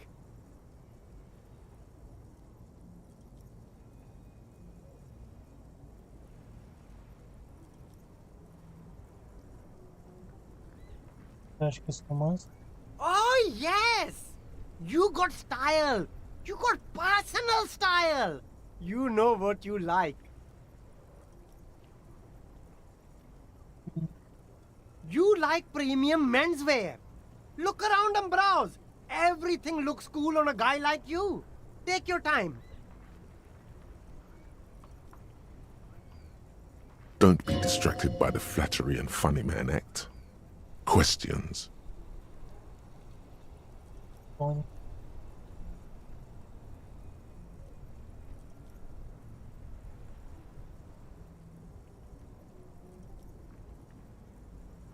Pois você que tá vendendo. Only the coolest goods in Revachol. I've got sneakers, speakers, extremely comfy pants too. Try them on right here. No shame, only freedom. I'm an entrepreneur, officer. I've got sources, buyers, suppliers, distributors, manufacturers, wholesalers, all extremely cool and above board. Good joke, officer! Here we don't have permits, just economic freedom. Take a look around. You glance around the decrepit buildings, the miserable weather, the sidewalks strewn with sunflower seeds and a dust-choked air. It's beautiful. Beautiful freedom.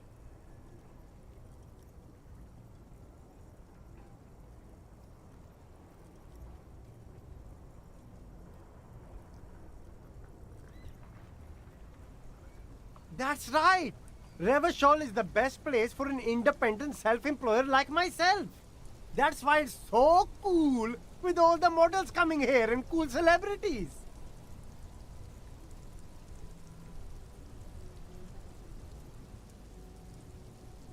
Tem desconto super por 6 mas No need for discounts at ceilings, officer. Everything's already on sale. Anything you want, 50% off. But did he first mark them up 100%, just so that he could put them on sale? lógico, né? Pois realmente. Aumentou a 100%, ou seja, dobrou o preço, que era 50%. Ficou mais lá de 100, ficou para 200, 100%, era 50%, ficou 100%.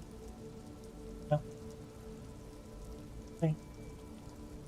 Realmente, não. Impressionante. My man, you know how the game is played. You and me, we should work together. What do you think? Shake things up?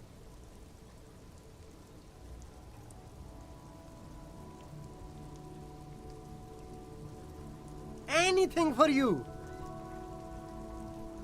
De onde você vem, Aileen? Me? It's a boring story, officer. Who cares about the past? I'm all business now. All Revachol. This man probably comes from Seaguy, sometimes known as the Apricot Suzerainty, an archipelago in the Samaran Isola. A soberania Alaska, certo? Apricot Suzerainty calls to mind an era when the Seaguy archipelago was colonized by Revachol. It's a bit of a slur, in other words. Desculpa, não quis dizer. Ele. Obviamente. Very cool. I admire your awareness of our intertwined histories. It's super nice of you to apologize for colonialism, but the Apricot Suzerainty is a shithole. That's why I left. Dinheiro por causa de revanchão. If you say so, officer. I don't worry too much about politics. I'm an entrepreneur, you know. Whatever's good for business is good for me.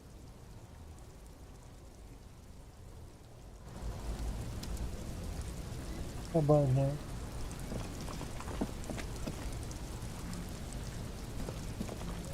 Everything's still cool here, officer.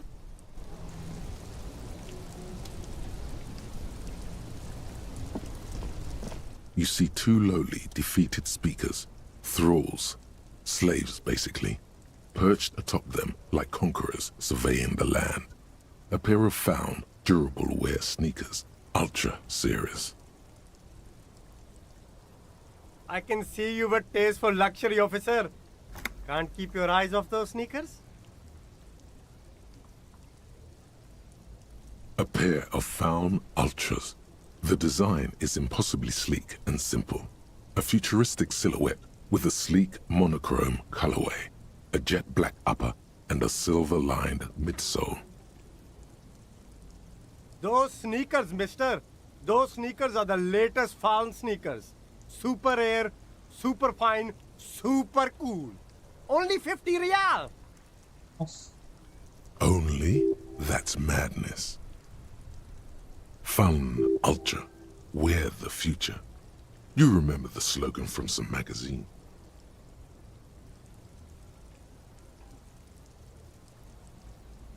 These once respectable speakers have been conquered, reduced to a mere prop by the indomitable found ultras atop them. No, don't look at the speakers, officer. Look at the sneakers. The sneakers are the stars here.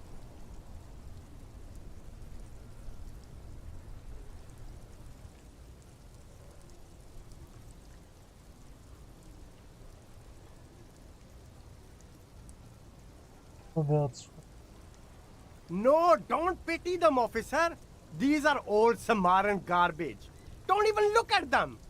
Check out these super cool, fun ultras instead. Samaran trash? That sounds like they're from the Samaran People's Republic, produced under the dictatorship of the proletariat.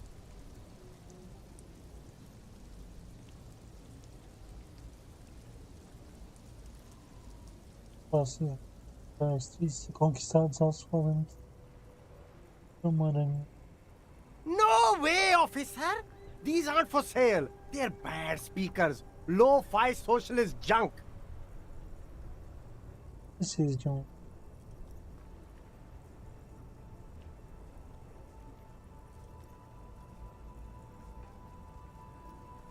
Well, if you want them... But see, they are the pedestal for my sneakers. If I let go of the speakers, where will the sneakers go? I can't leave premium lifestyle sneakers on the ground. If, on the other hand, you wanted to buy the sneakers too, I could maybe throw in the speakers for little extra. 50 cents? Damn, so you have to buy the sneakers first. Entendi. Procede coordenando a motora. É com uma.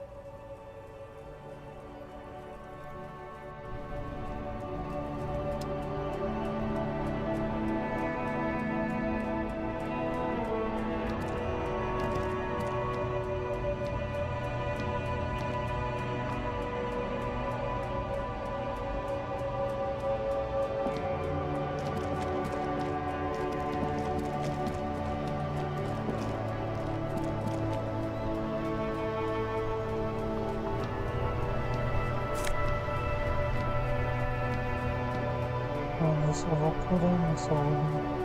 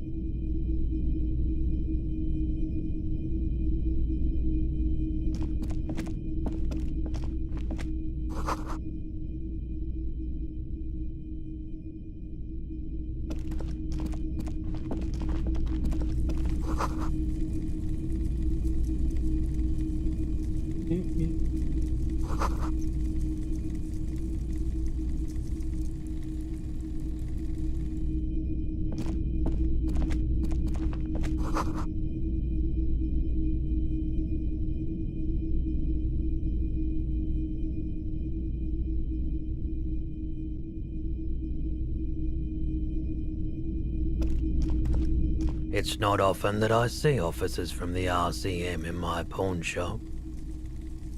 What can I do for you? His courtesy is not insincere, but he prefers being alone with his projector, just watching the movement of light across the walls of the shop. Oops.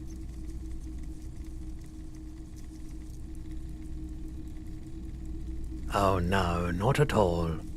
I guess I haven't had many customers lately, RCM or otherwise. Who are your customers usually? All kinds of people come through here. Locals, travelers, people looking for a deal, people looking for a keepsake, people who are terminally bored. As you can see, I have a wide selection of goods for everyone to choose from.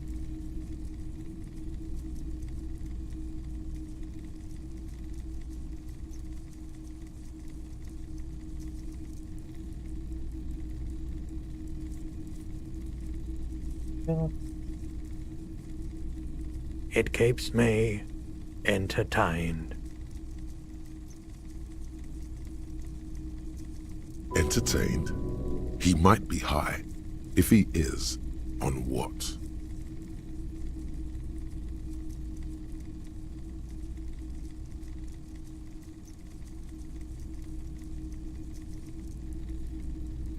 So.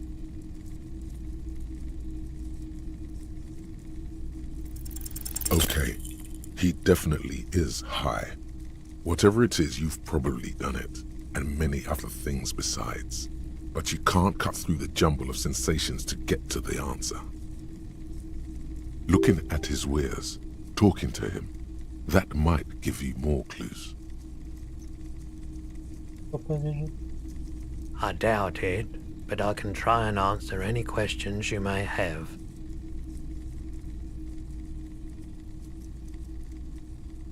I do my best to keep my distance from all manner of butchery. Bad for business, bad for everyone. He doesn't know anything.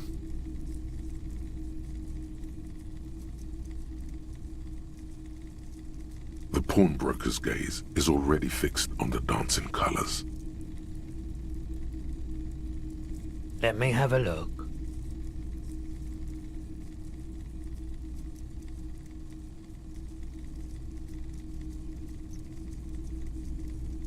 Anything else you're thinking of selling?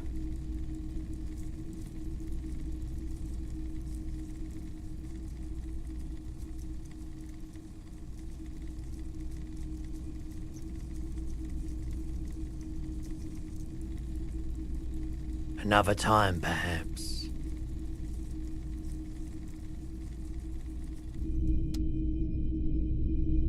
Hey, so we've been monitoring you internally.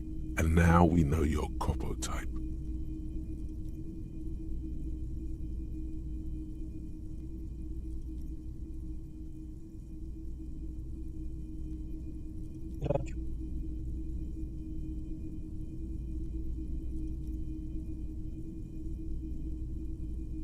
Yes. Guess what's yours?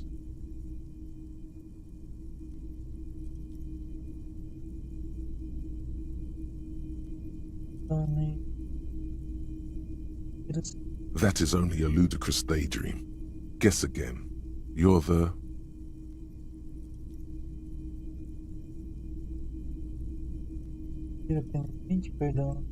Yes, sorry cop. The cop who's sorriest. Let's make it official then, shall we? What? Jealous of the sorry cop? I think they'll be fine. Don't worry. They'll be super fine. It'll be totally okay. You can dual Copo type from sorry to anything.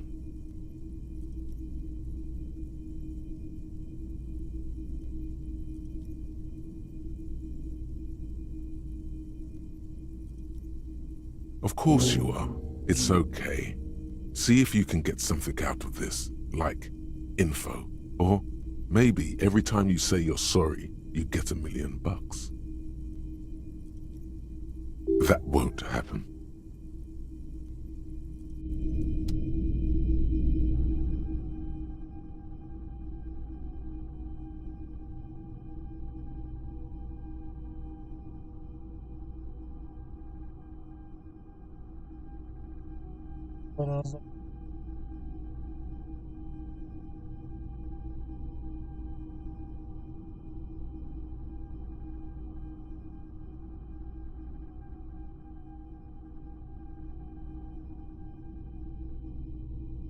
Cassette.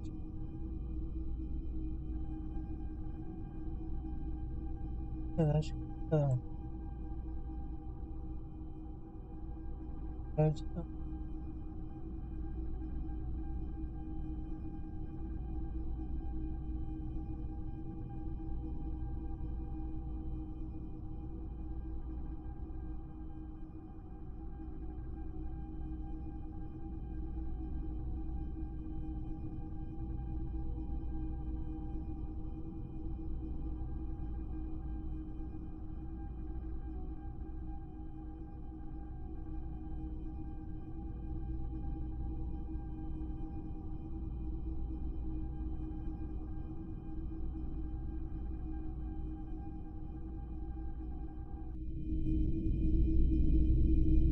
A typical Martinez streetlight sits among assorted floor and table lamps.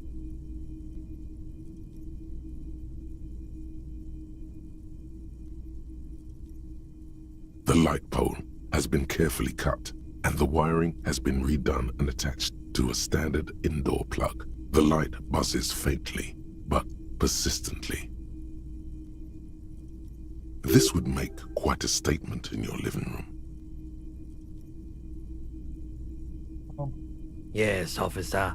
As you see, it's in perfect working order. It was brought to me to be altered. We are not here to investigate the theft of city property. You have to admit it's rather clever what he's done with it.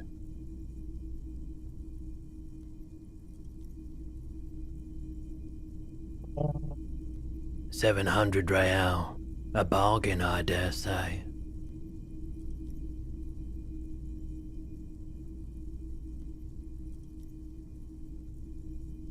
The light has undergone 3 transformations, and every transformation, large or small, has a price tag.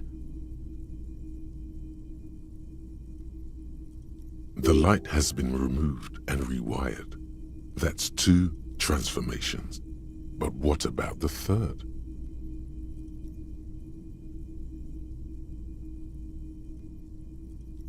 The most important transformation is the light's placement among ordinary indoor fixtures, which has adjusted its morphological field.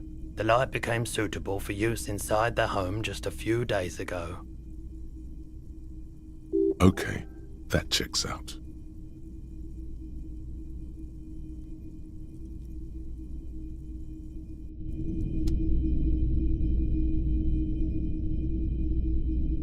The boomboxes on the shelf look well-loved and well-traveled. Chipped, dented, they stare at you with the unblinking eyes of their tape reels. One especially catches your eye. Deep gold and amber plastic with a big old handle on top. A classic boombox that says Stereo 8 approved. Just make sure it works before you buy it.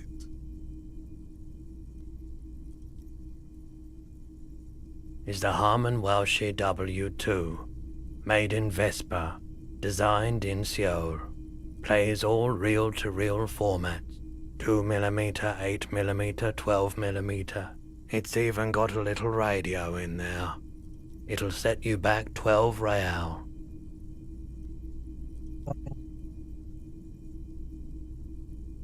If police work means playing tapes, sure, you can use it for that. Or any other time you'd need to play a tape. Absolutely. I've tested each one myself with recordings of speech, found sounds and music from a variety of genres, even though I don't really like music. That's odd. Why doesn't he like music? The stuff I record myself, silverware shaking in drawers as motor cars race by, nocturnal animals climbing on the roof, airship rotors, Maybe you should ditch music as well. Get into these more experimental sounds he's describing.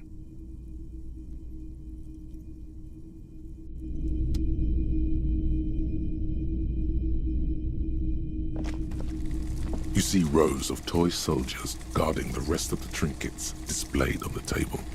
Some on horseback, others in rags, others yet in bright blue uniforms.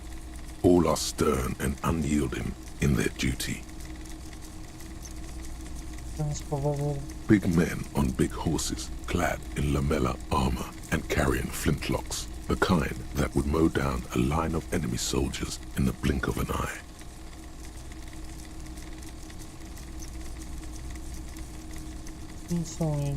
Franco-Nigerian knights. I used to be very serious about these guys.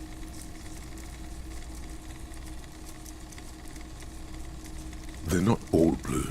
These figurines also wear gold coats and caps, complemented by orange trousers. They are variously posed, wielding swords and rifles with bayonets.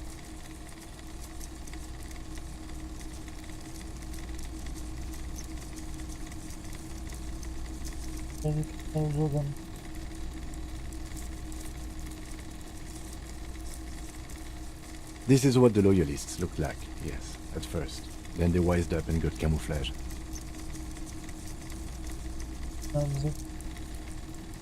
Which ones? Ah, royalist soldiers from the time of the Revolution. The uniforms are painted a bit too brightly, I suppose.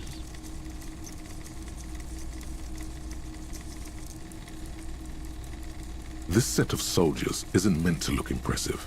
A few have rifles, but most of them carry pistols. Some even shovels and tall sticks.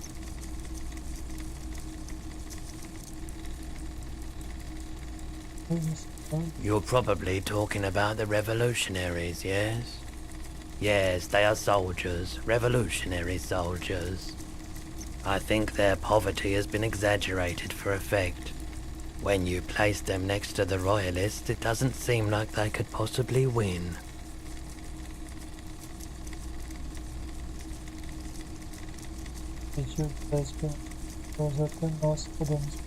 Maybe.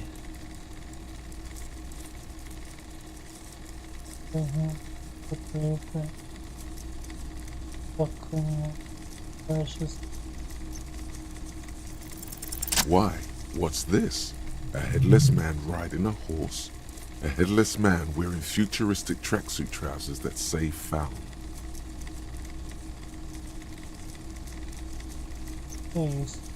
Oh, that's the headless phone rider. The headless phone rider.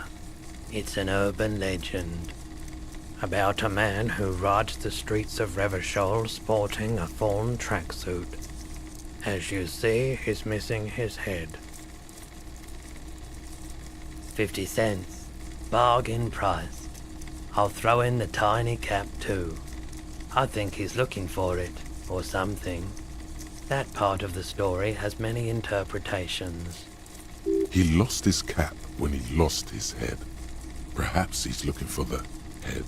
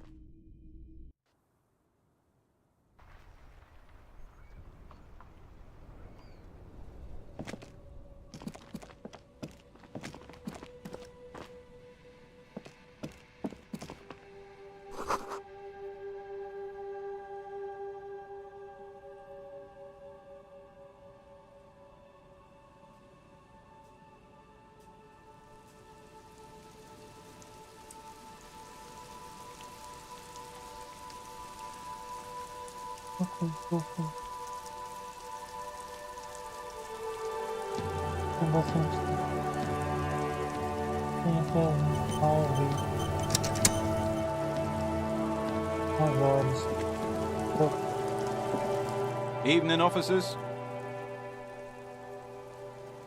a burly man hangs out by the waterlock, carving up a generous serving of salami with an old hunter's knife.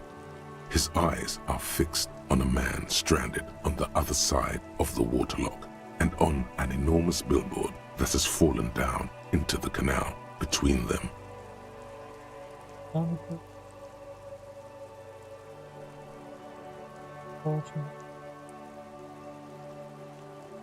I wasn't here to witness it, but those look like tire tracks on that sign. Weird, huh? Then again, plenty of daredevil drivers in Revachol. Too bad it also takes a year and a day to repair anything around here, especially a waterlock. The rest of the coast is closed off till then.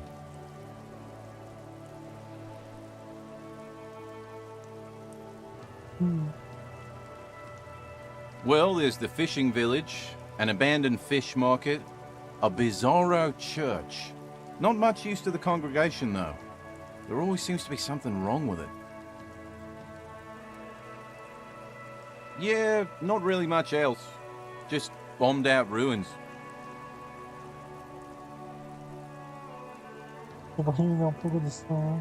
Sure thing.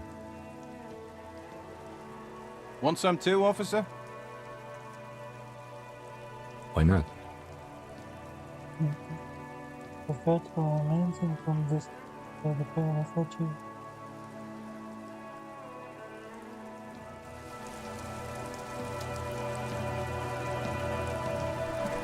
A couple of indicator lights are missing from this control panel. Loose wires dangle from the now vacant holes. In the middle is a lever. Beneath it, a small metal plaque.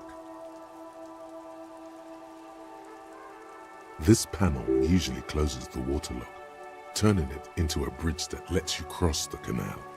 But there's a crashed salmon and butter sign in the way. Pulling the lever probably won't do anything. You pull the lever all the way up until the metal clicks against the contact pins. You hear a soft clunk. Then, nothing happens. A spring brings the lever back to its original position. You still need to close the waterlock to get across the canal, some other way. Wasn't there a sign over there saying functionality will be restored on Wednesday morning?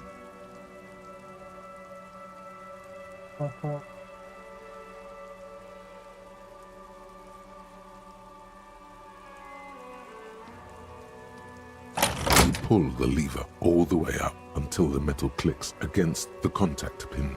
Nothing happens. Nothing happens. A cold gust of wind blowing in from the sea interrupts the silence of the situation.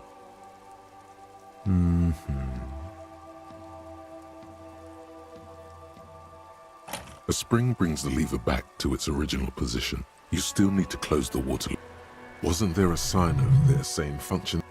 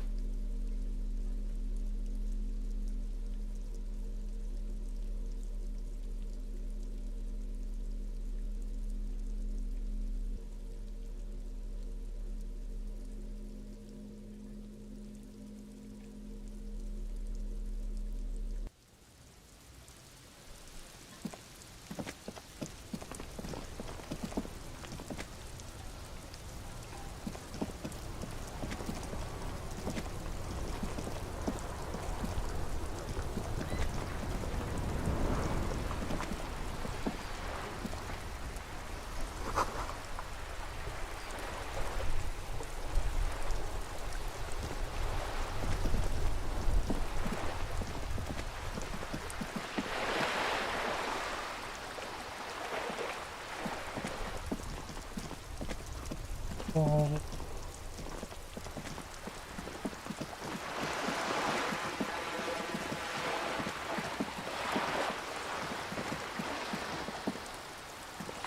Whoa, what have we here? A bridge with loose nails and rot-infested wood that creaks in the wind. A construction code violation if there ever was one.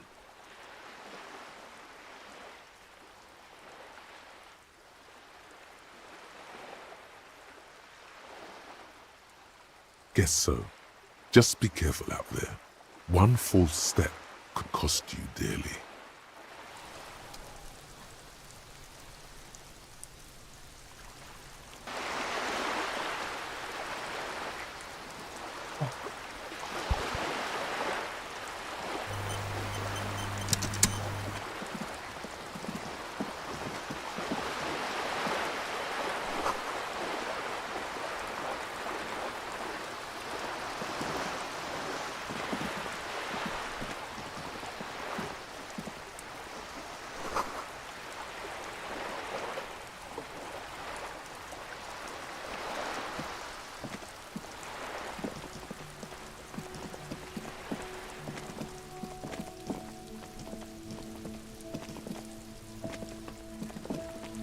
This is a wall on the side of an apartment building.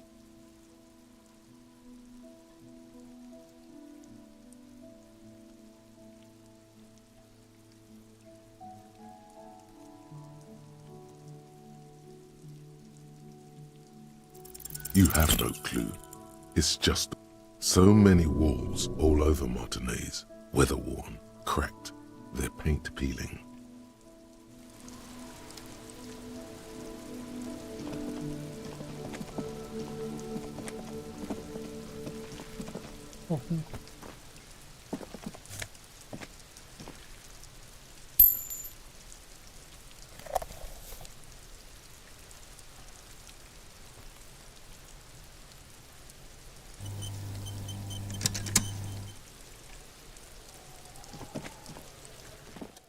Trying to sneak up on me? Come to slit my throat in my sleep? Logic error. She is not sleeping right now. Pig's come to take me out, trying to snuff me out. Then why are you sneaking up on me like that? It's not a good idea to scare me, pig. Not a good idea at all.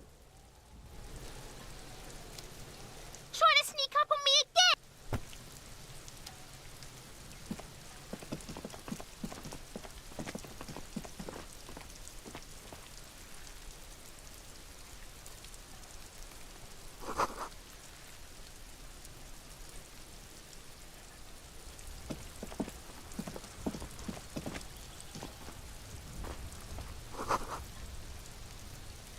It's been a week and now they show up?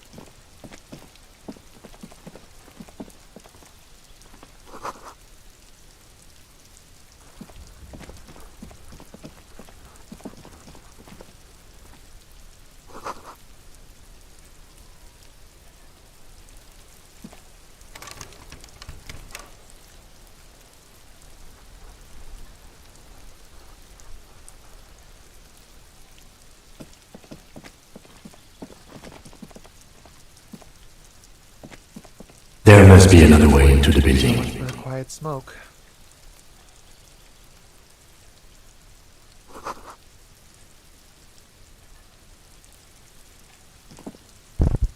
You see a young man on a balcony nursing a cigarette. His eyes have been following you for a while. Not looking for any trouble, officer. It's the voice of someone who has something to hide, my liege.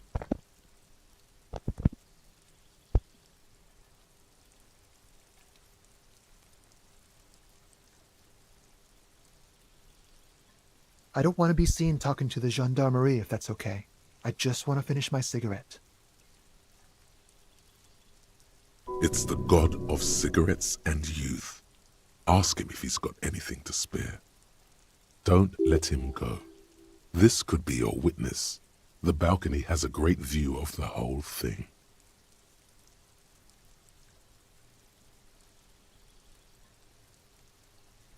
Is it really that important? Like a nervous cat, he keeps stealing looks at the neighboring windows. All right, but make it quick. Once I finish this cigarette, I have to run.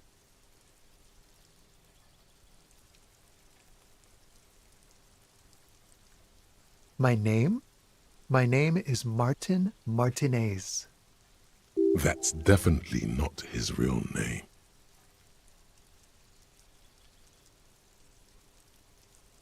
No, of course not. Could you please lower your voice?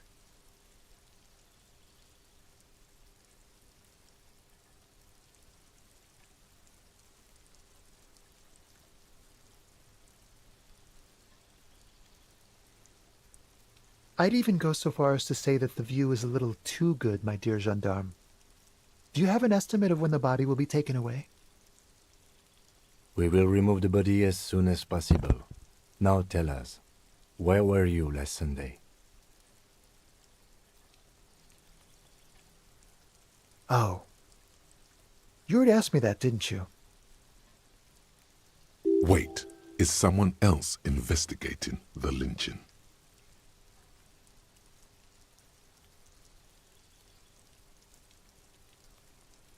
No, not you. Some more muscular type. And when did you speak to this more muscular gentleman? Last week? I don't know. Look.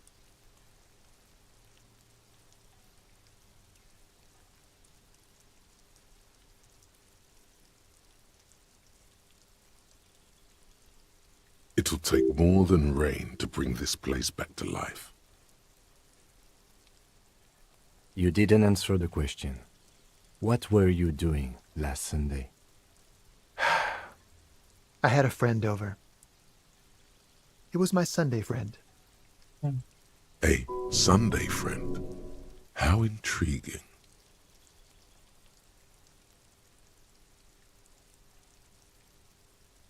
He doesn't reply, gesturing no with his cigarette.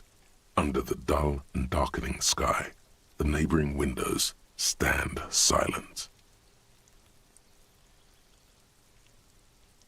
No. We won't. Now, if you'll excuse me, I really need to get going.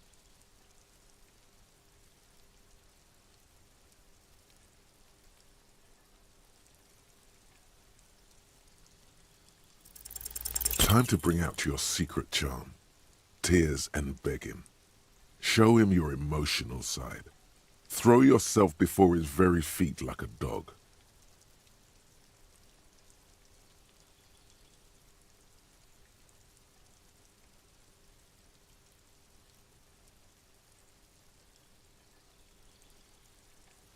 No, for God's sake, I don't want you to cry. Listen, I really have to go.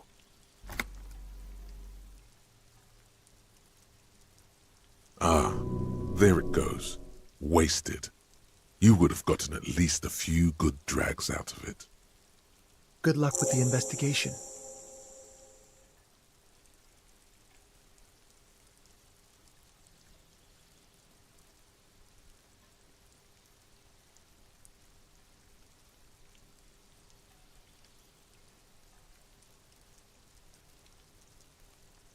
He's gone.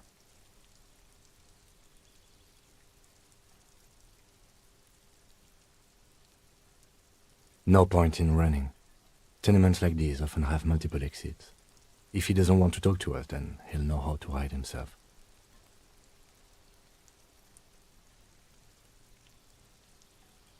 He could be a witness. Him or his Sunday friend. Either way, we need to look into that muscular type who's asking about our case. There has to be a way of getting inside the building. Once we found a way in, we can ask around for his apartment.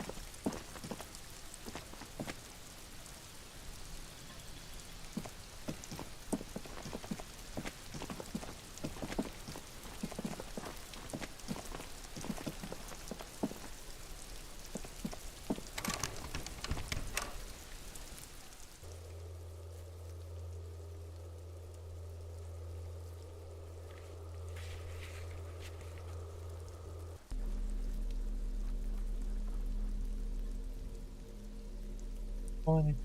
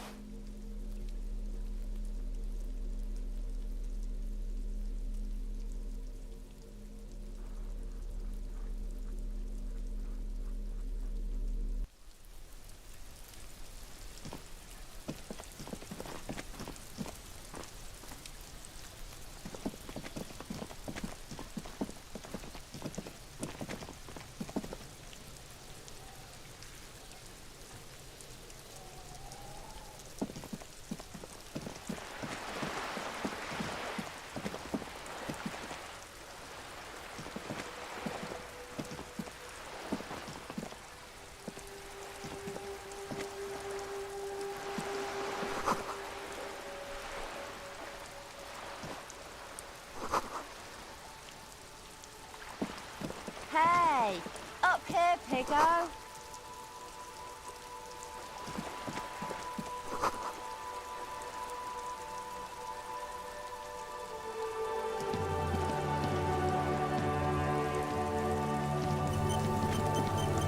The streets will flow red once more, a great torrent rushing down Rue de Esperance.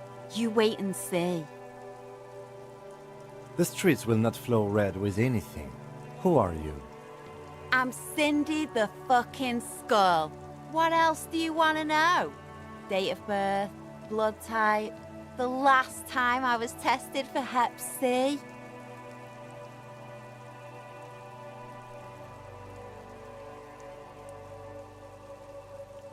Esse de forma romântica. Essa cara muito.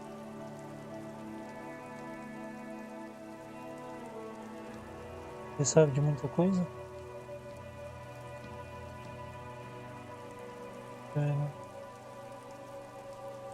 And here I was trying to be polite. Just can't win with you pigs.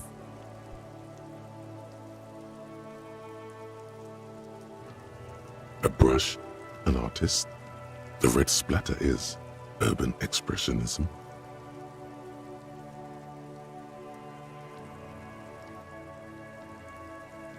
The lieutenant furrows his brow at another one of your eccentricisms. Hatred, disgust. It's difficult to tell which of the two is more present in her girlish features.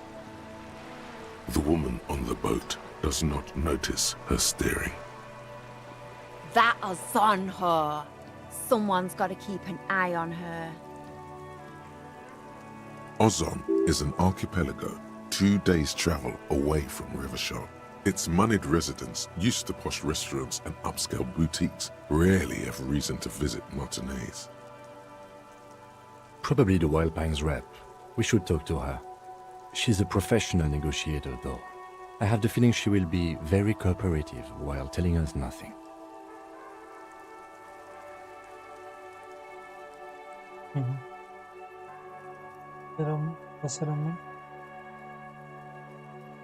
You should take the lead. Ask her unexpected questions, you know? Do your thing. Don't be afraid to get a bit wacky. Throwing her off is our best bet. Good idea, piggies. Run along now. Fuck her shit up good. Impound that boat while you're at it. I'd like to watch her swim back to Ozon. Can't you tell? I'm painting a beautiful mural, an aereo graffitio visible from low orbit. I haven't really started it yet. I'm waiting for the right words.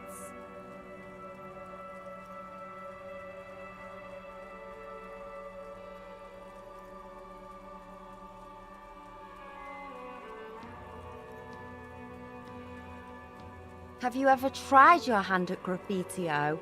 When faced with a blank wall, most people write unimaginative stuff, like pigs go home, and Mona was here. We rarely see pigs round here, though. Just union cats. And my name's not Mona, so... This place is severely lacking in havoc. Not even the occasional trash can fire to break up the tedium. I thought I'd mix it up, you know, summon the forces of crime and social chaos with a wall-sized invitation. Really? Yeah?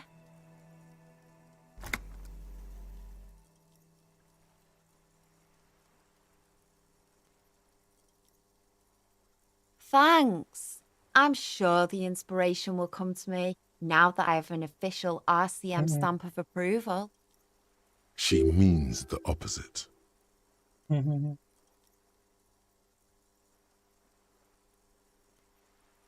ain't no snitch, pigstein. Go forth and forage in someone else's shit. No shortage of squealers in these parts.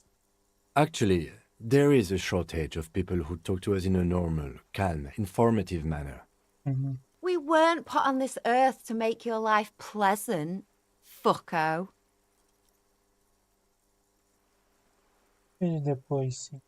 Watch your back, ungulate. You've got eyes on you.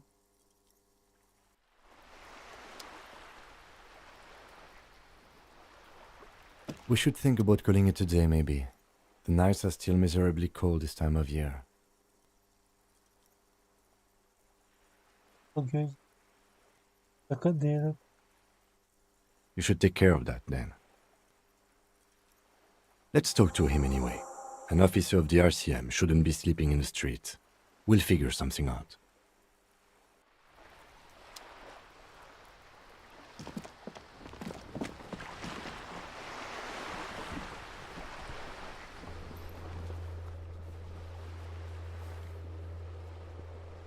Passear com ele. Conheço.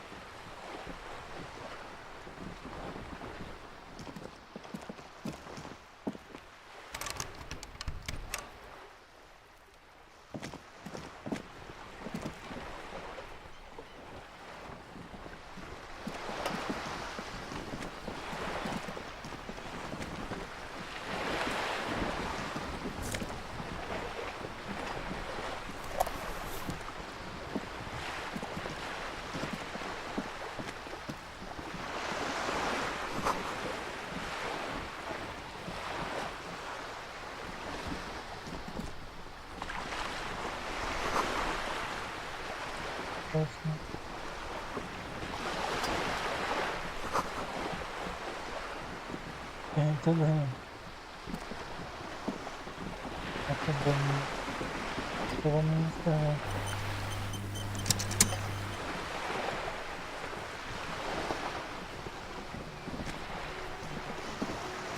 A striking woman leans against the cabin top of her sailing boat, smiling as you approach. Her green raincoat glistens with droplets. A silk scarf is tied around her throat. Good evening, officers. I'm Joyce. Joyce L. Messier. I represent the board of Wild Pines, the owners of the harbour. You gentlemen must be from the RCM.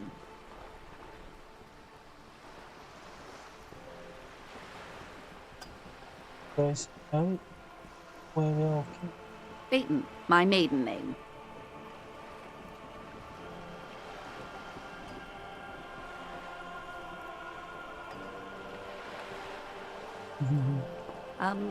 I meant you, the Revachol Citizens Militia, the police.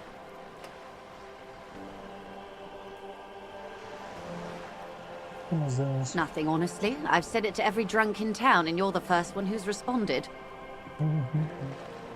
Relax. She meant it in jest. I'm glad to see you here. I was dispatched to handle a strike, not a lynching. Anything I can do to assist the RCM in this matter, I will, gladly. That is good to hear, madame. My colleague will take the lead on this interview. I should let you know that he is recovering from an unusual medical episode. Very unusual. But I can assure you of his ultimate competency. There's a trace of irony in his voice. Mischief, even. This is a tactic. How interesting. I wish you a swift recovery. In the meanwhile, you have my full cooperation, and the full cooperation of the Wild Pines group. Está em barco? Why, yes I am.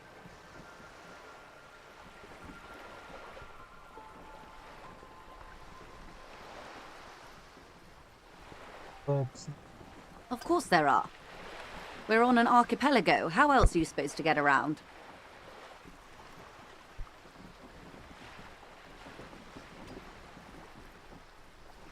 Yes, we are. We are on Le Caillou.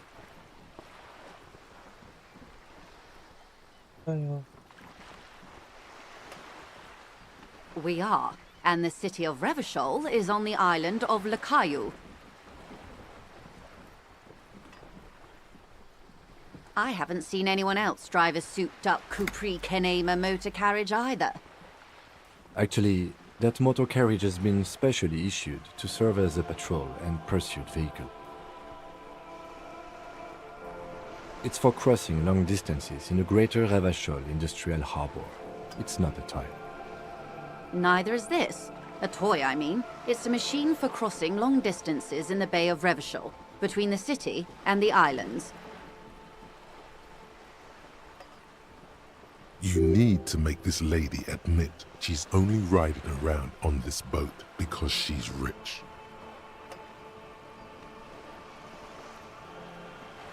Before you do, it would be pertinent to ask other questions. Gather more info on this boat of hers.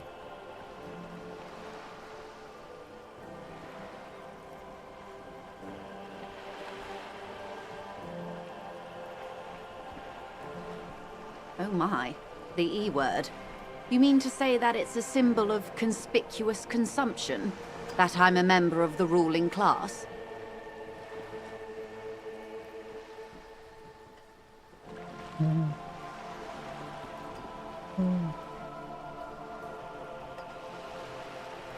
Detective, may I remind you that Mrs. Messier is a professional negotiator. Then what does that say? Does it say, docking reserved for residents of Rue de Saint-Ghislain, 33A?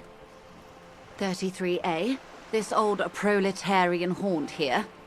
As I said, plenty of people drive boats, of all social strata.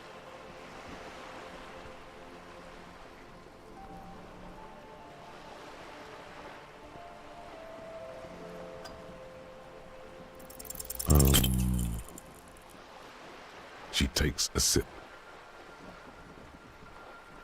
Okay. Of course. Nothing happens for quite a while.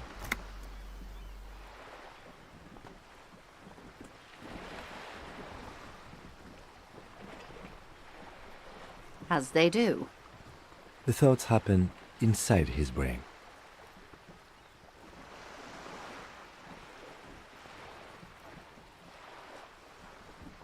It doesn't.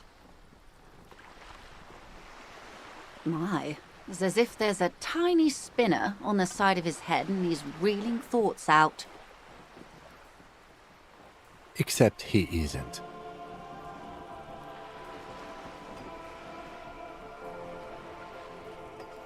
Of course. Lieutenant, I truly don't understand what is happening here. I told you his methods are unconventional.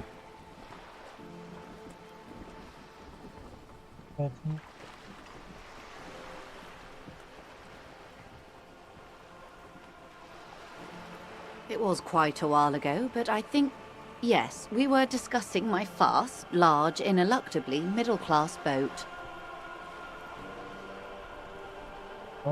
The boat? No, it is called Cordelati 19 because that's the type of sloop it is.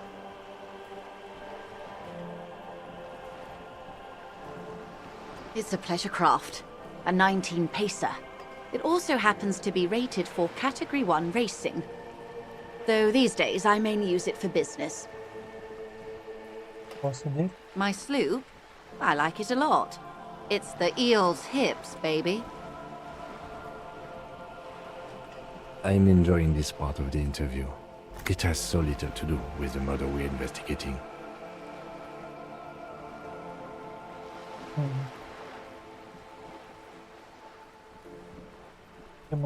Officer, I assure you I'm a highly qualified pleasure craft operator.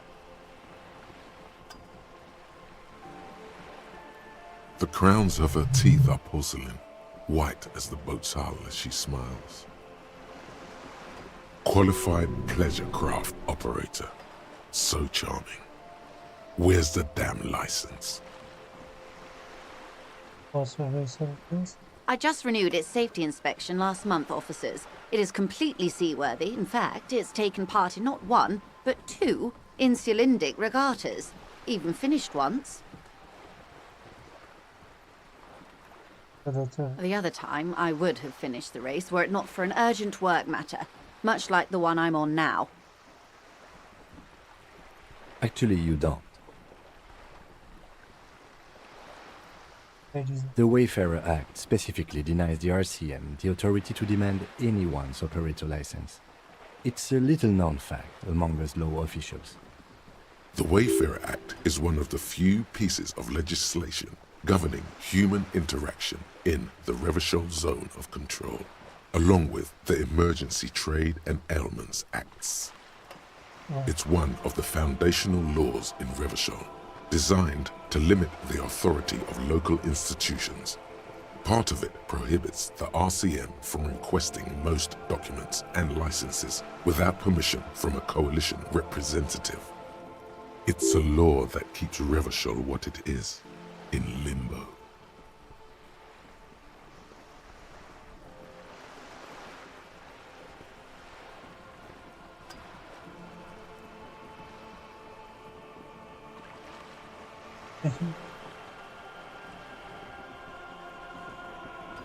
About the boat?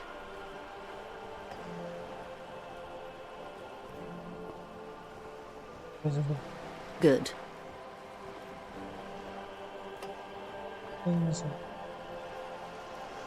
What we do? I'm afraid I don't speak for Wild Pines as a whole. It's a giant undertaking. There was a touch of discomfort there. She wants to merely represent.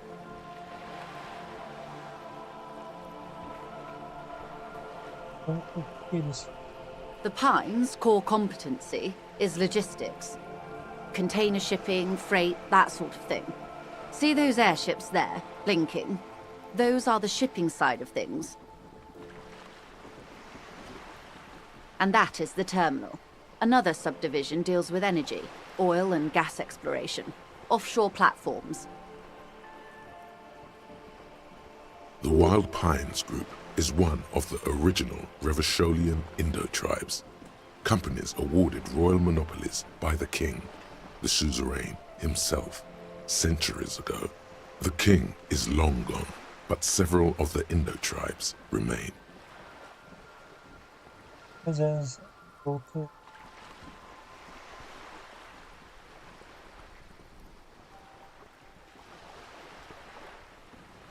Saint-Baptiste, LUM, an unknown entity known as Brightest Star.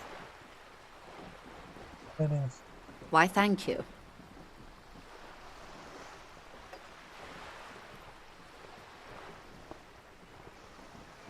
I'm not at liberty to discuss the company balance sheet, but I can tell you that last year, the company booked more than 20 billion real in revenue.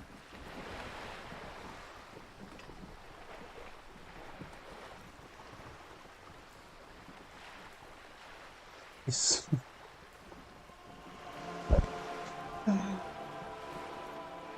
20 billion is a large number, But the conglomerate employs 72,000 people.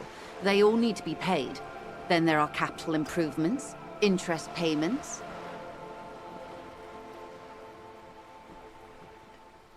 A conglomerate the size of the Wild Pines is like a shark. If it stops moving, it will die.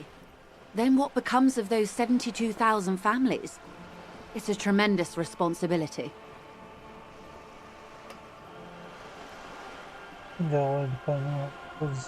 They started as an exploration and cargo fleet conducting trade between the Samaran and Insulindian Isolas 250 years ago, when pine ships explored the South Seminese and charted Lomantang on behalf of the suzerain. Centuries of care, deliberation, and madness have gone into this endeavor. Vessels pass through the great unrest to re-emerge with apricots in tow. The logic of the system is totalizing. It's taken everything from its employees to build it.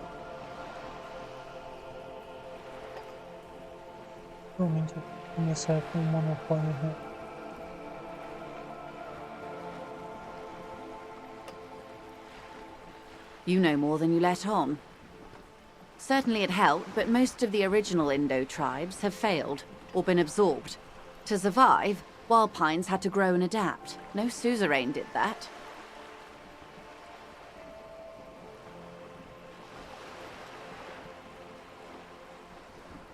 You mean aside from being the terminal's legal owners, who are responsible for moving 8% of the world's cargo?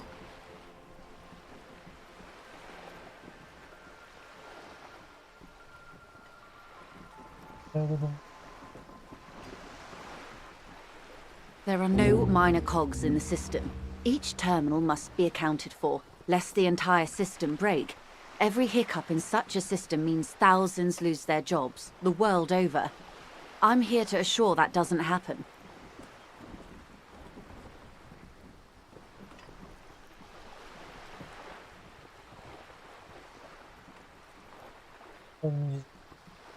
Everything. Right up to, but not including, trade secrets.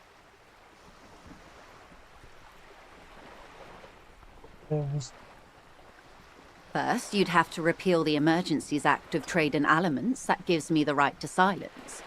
It's quite the octopus.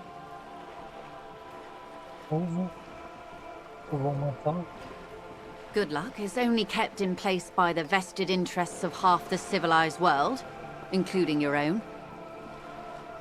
What the ma'am means is that the Emergencies Act and the RCM both get their authority from the coalition government. You'd be shooting yourself in the foot, in other words. But I am derailing us. You wanted to know about the strike. I believe the official title is Senior Labor Negotiator. In practice, I'm a grocery clerk. I relay the union's demands to Wild Pines and return with Wild Pines' counteroffer. And how are the talks going? They're not.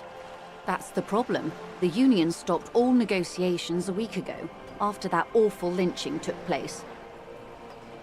Now they won't even let me into the harbour. There's a 2-meter-20 racist behemoth blocking the gates.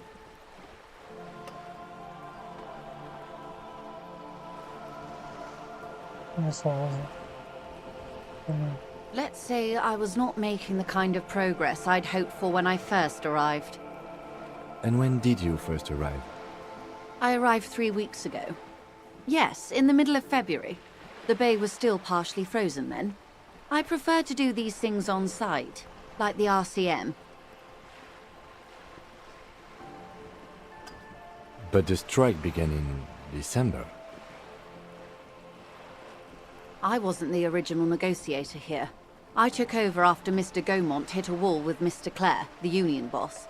Mr. Clare refused to speak with Gaumont despite concessions he'd granted the union in prior negotiations. This isn't the first time the union has gone on strike? Heavens no. There have been 2 prior strikes. Both times the union won significant concessions, including overtime pay and a medical plan. This time their demands are more, I guess you could say, aggressive. Ludicrous even. it's meant. O que aconteceu com Ramon? Mr. Clare told him to... How did he put it? Fuck off, midget. Gaumont is short of stature, you see. Keep in mind, this is a negotiator Mr. Clare has worked with before, and who was more than fair with him and the Union. Quais são os demais? There are leaflets everywhere, and banners. What did they say again? Oh yes. Every worker, a member of the board. Most of the workers probably don't know what that means.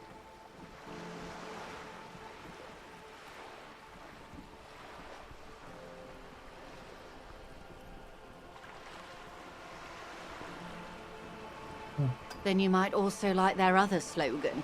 Demand democracy. Personally, I don't think it has the same pizazzo as every worker a member of the board. It's quite simple, you see. Every time the Wild Pines group makes a decision about what? About anything really, it needs the signature of each of the 2,200 workers in its Martinez terminal. Just so you understand, this is but one of 22 terminals owned by Wild Pines. Essentially, not only are they kings of the company, they are also kings of the 72,000 employees of Wild Pines Group.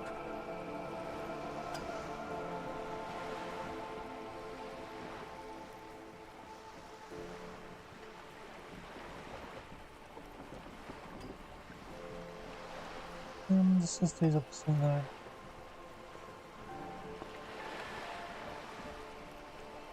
They're having a blast. But how can they afford it? After 4 months, my assumption was they would prefer a more practical solution. I'm not sure. Naturally, I assumed that was just their opening position, a hard-nosed tactic with a side of mockery. But there's been no follow-up, just the same nonsensical slogan repeated over and over again. And now, people are getting lynched, I hear. Behind the whirling in rags. A disastrous situation if there ever was one. Excuse me, from whom did you hear about this lynching? I first heard it from the bowyer at the gates. The one whose very name advertises his aversion to work. I think he said it was, "Call me mañana."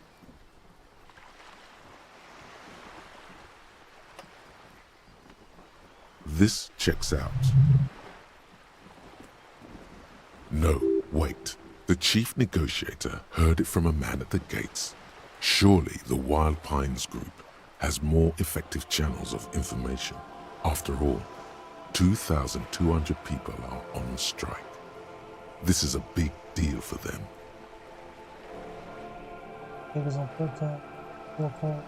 The scabs? You mean the huddled masses of Jamrock, come to plead for work where the Union refuses to? If they were organized by Wild Pines or its affiliates, then it would be a company secret. I could not share it with you. Not right now, at least. It's implied. She's open to discussing this matter with you at a later occasion.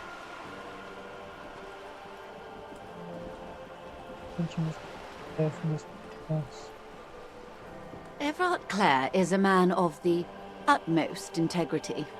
If you can say one thing about him, it's that he always puts the interests of the workers first. Of course not. Everard is fantastically corrupt. I imagine he has a thick, viscous goo where you and I have blood.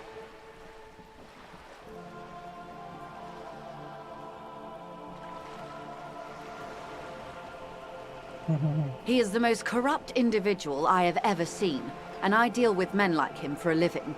If there is anyone more venal, more irredeemably nepotistic, then it's his twin brother, Edgar. Yes, Edgar looks exactly like his brother, except for that lazy eye. He also talks exactly like Everard does, and when one's term as foreman is up, the other takes over.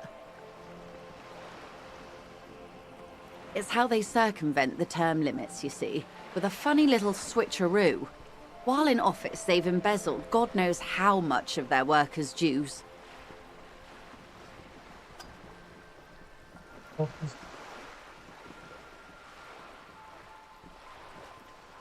The Débardeurs Union was once a perfectly normal institution.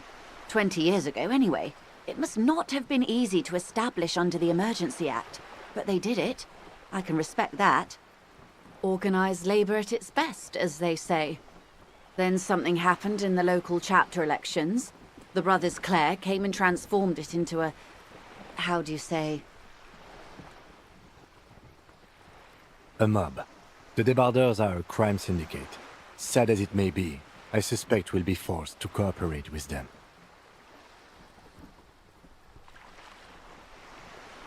Refreshingly honest, officer. The company has tried appeasing in the past, but I'm afraid our concessions have only emboldened Everard and his brother. And your opinion, detective, if I may ask? I'm a curious and talkative person, you see. Would you say the Débardeurs Union is...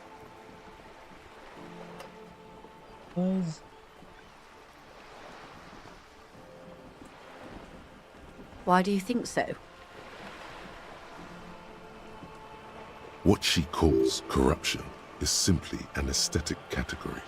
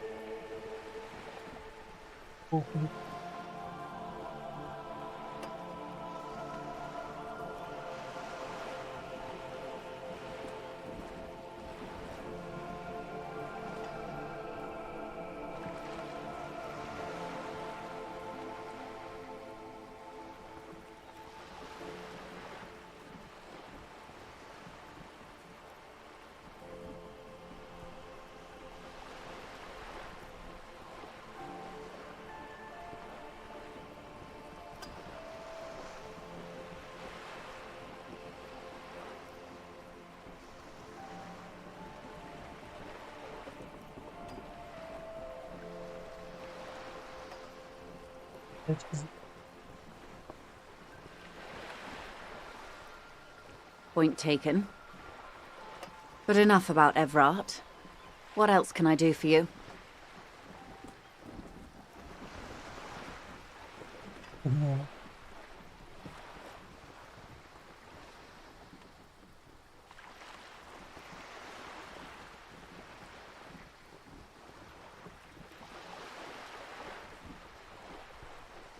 I'm glad you asked. There was a woman, the previous forewoman of the Union. She disappeared. Disappeared? Yes. On the last day of the local chapter elections, her daughter phoned in and said she wasn't running anymore. Or coming to work. Ever. End of story.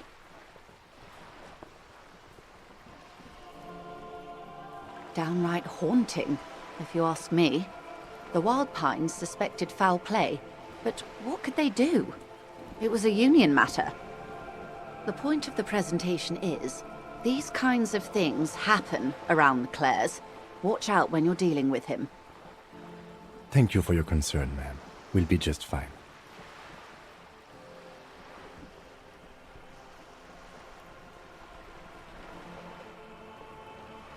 Yes. Of course. How else can I help?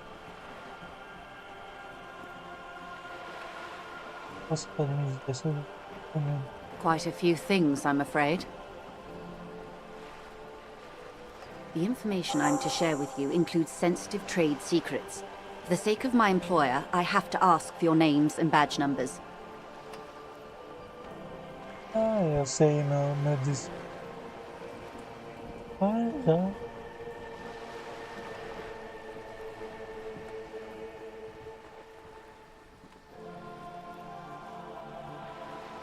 Of course, ma'am. We should have introduced ourselves. I am Lieutenant Kitsuragi from Precinct 57. And this is my colleague from Precinct 41.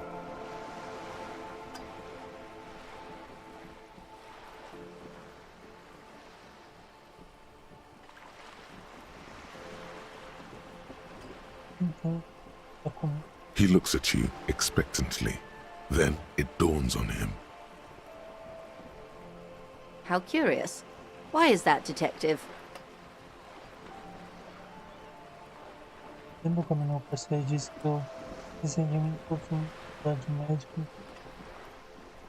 Eu disse que eu perdi relacionado a isso. I see. So, are you saying you lost your badge during the course of this episode? Possível, depois de uma noite. Perdi toda a minha.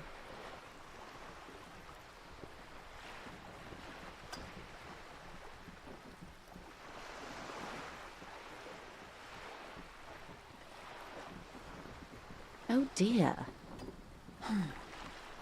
I suppose this does explain some of the more curious turns in our conversation. She must have been suspecting something for a while now.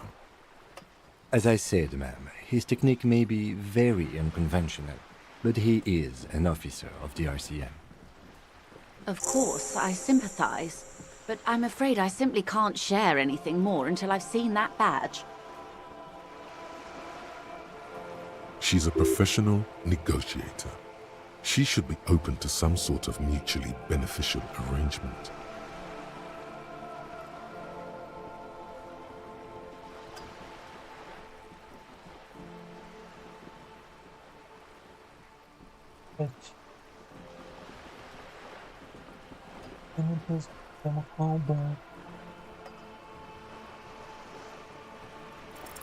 Feelings will guide the way.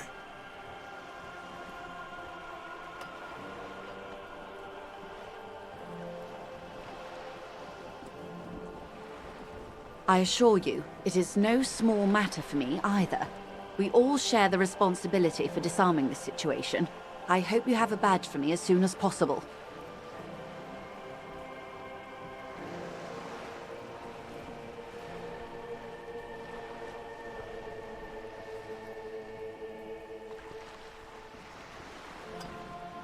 Putz, daqui vai dar game over. Bem, mas a galera vai realmente voltar por aqui.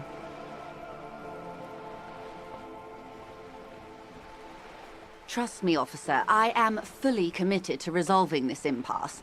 This isn't some side gig for me. She's silent. The wind flaps the sail above her.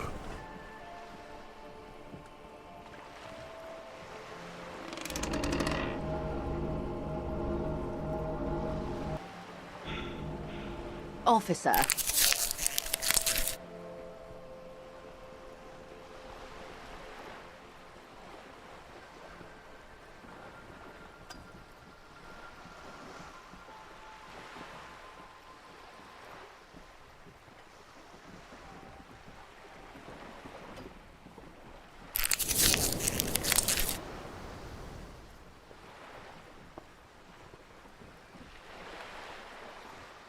You know, I don't mean to sound cold, but if you want something, you have to give something back.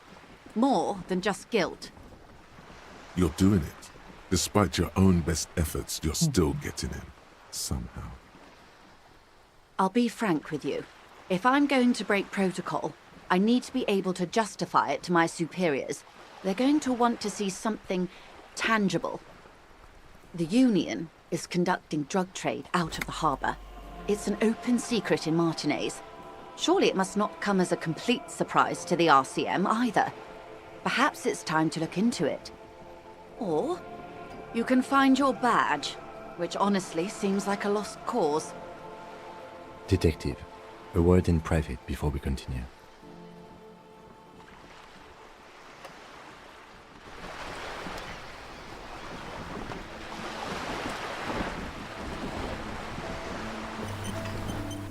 This is not going quite as I hoped it would, Detective.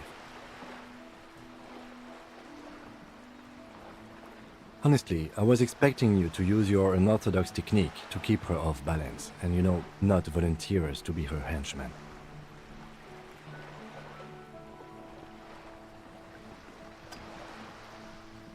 This woman is running circles around us. She might have known about your misplaced badge all along, or she's simply an adept improviser. Either way, we've played straight into her hands. Maybe this is all her plan.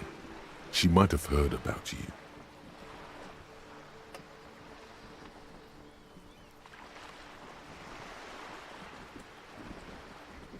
I wouldn't go that far. Her reaction did come off as sincere to me. I think she's just quick to adapt. She's a professional, after all.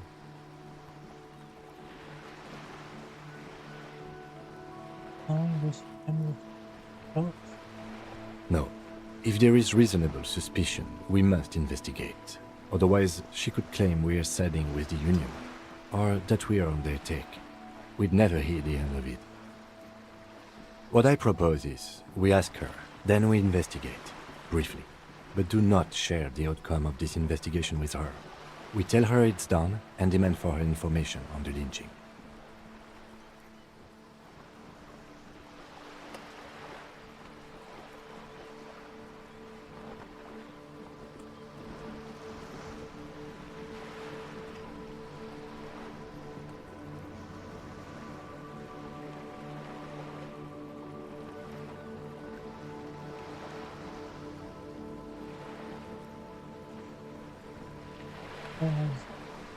Oh, that would be fantastic, but do we have the time?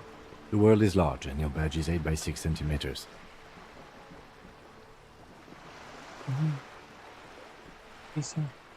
The situation might have changed drastically by the time you locate it. Time is of the essence. You could request a new one from your station, but that would literally take months.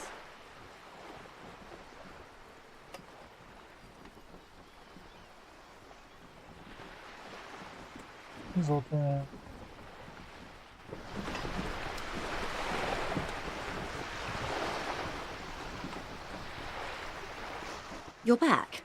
Good. What can I help you with?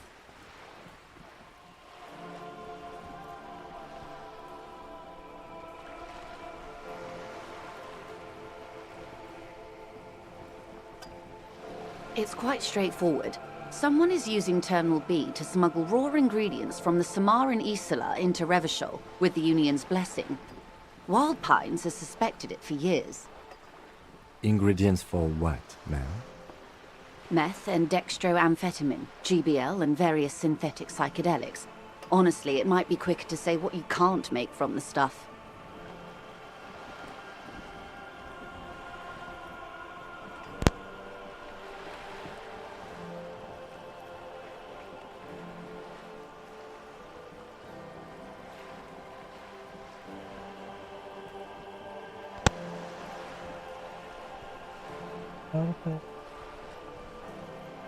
Yes. After they clear the terminal, we lose track. The actual production is taking place at various sites in and around Jamrock Quarter, north of here. Wild Pine seems to be well apprised of the local drug trade, ma'am. Do you mean to say the Union also produces the product? Sells drugs, I mean? We're in logistics. It's our business to know. And no. As far as the company knows, the Union does not produce it. They transport the ingredients for a cut. Yes, but you won't get anything out of Evrat and the Dock Workers Union. Still, every chain has its weak link.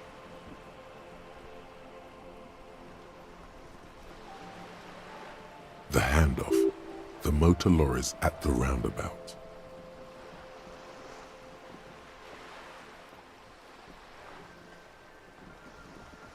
Precisely. Someone needs to move the ingredients from the harbour into the city. Once they reach Jamrock, they're distributed to a network of local manufacturers well beyond our grasp. But in transit, they're vulnerable. How convenient that they're stranded like beached whales at that roundabout. Perhaps you've noticed that a number of lorries are tangled in a traffic jam at the roundabout just now. Interview the drivers who are still hanging about. One of them might be waiting for a crucial shipment. I'll be explicit. If you find this driver, I will share company secrets with you. Uncovering Union secrets could also give you an upper hand when dealing with them.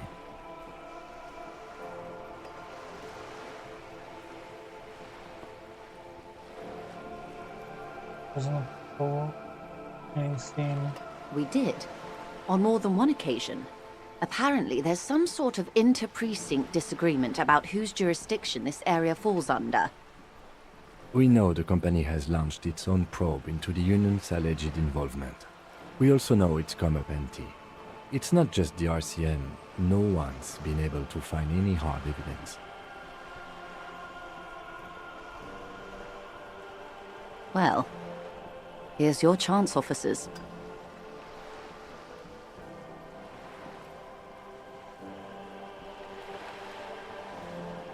No.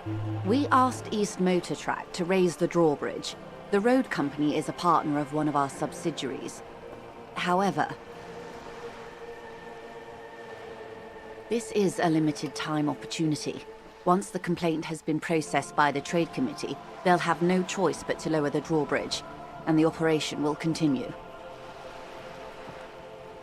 Thousands of litres of raw ingredients will pour onto the streets of Revachol. Not the east across the river, but the west.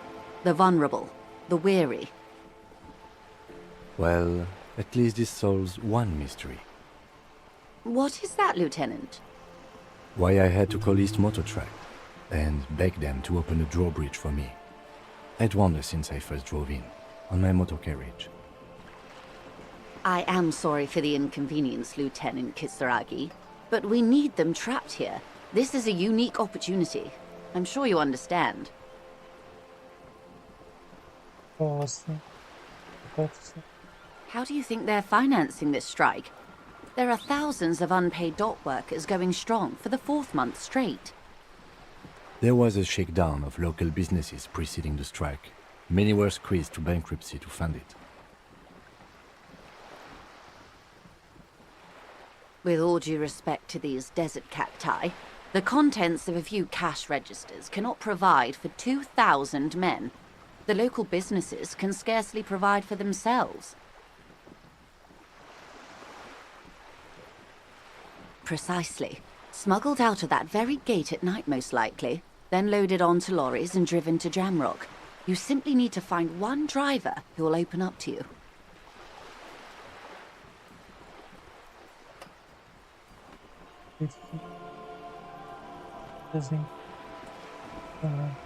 The two might even be connected. Or not. Though, if you have evidence to the contrary, I'm eager to hear it. As eager as I am to share it, Lieutenant, once the job is done.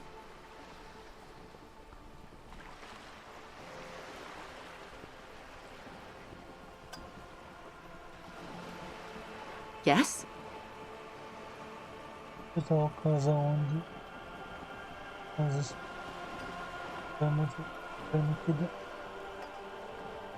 Excellent. According to my reports, there are at least 3 lorry drivers lingering near the roundabout. Hopefully one of them will know something. It may come to nothing, or it may just blow the case wide open. I can keep the drawbridge up for a few more days at least. You should have the time you need. In the meantime, let me know if there's any other way I may be of assistance.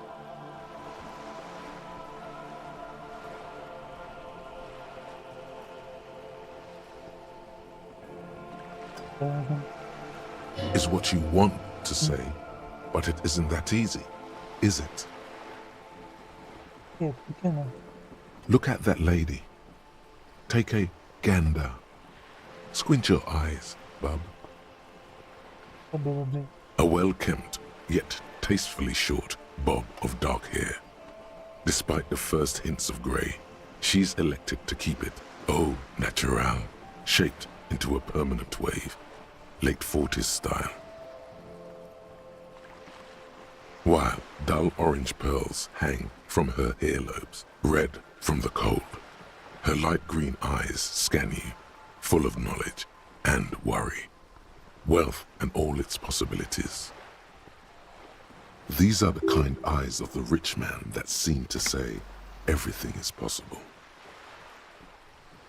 Within reason.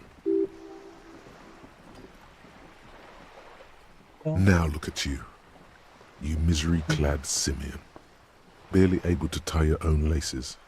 Your armpits are lakes, a scythe of booze precedes you, your hair sticks to your forehead, and your underwear feels uncomfortable. You're poor, poor as balls. You can't ask this person for money. You're too.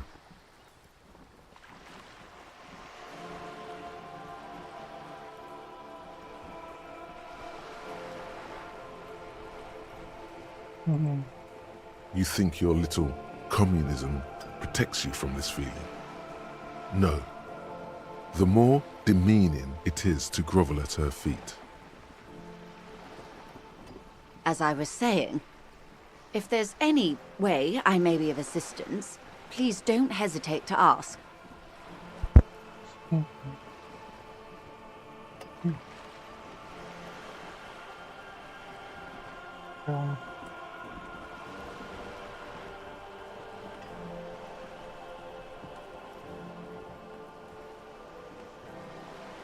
Voila, you're doing it.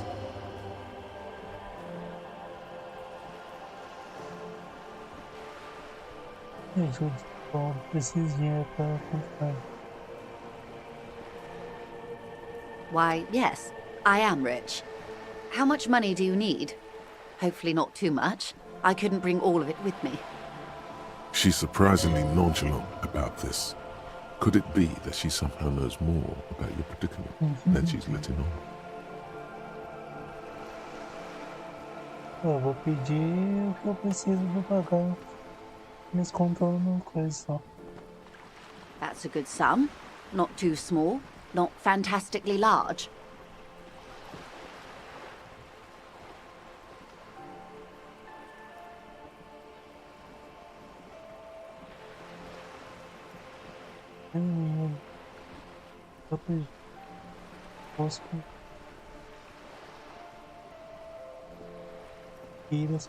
She removes a few notes and hands them to you. The paper is cold and oily to the touch. So, I hope I didn't just bribe you, officer. It may not be technically illegal under the Emergency Act, but still.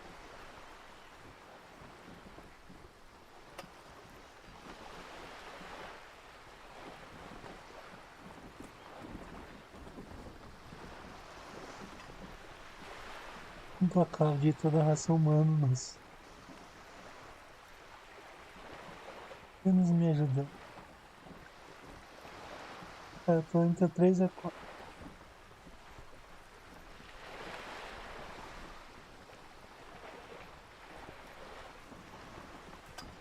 Acho que como.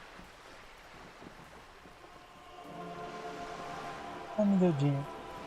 You're right, man, that donations are permitted under the Emergency Act, unseemly as it may be, as long as they are properly logged with the precinct. Beleza. Onde já vai?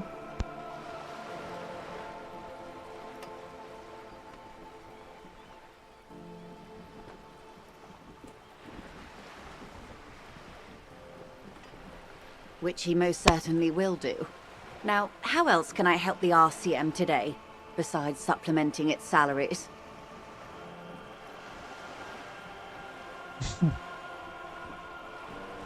Obrigado, por enquanto é só. Of course, Detective. Take care.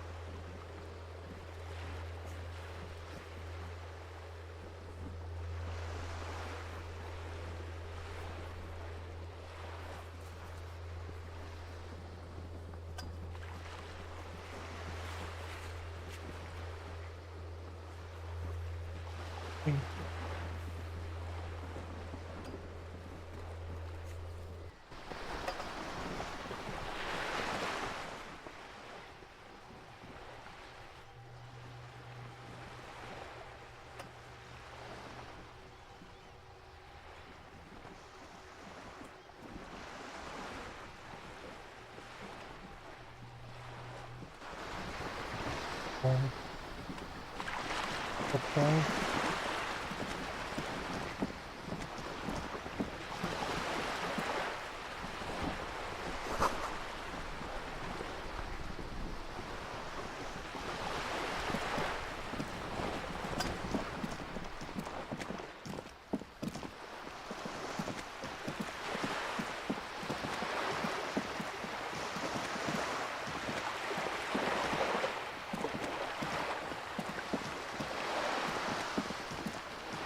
Legal.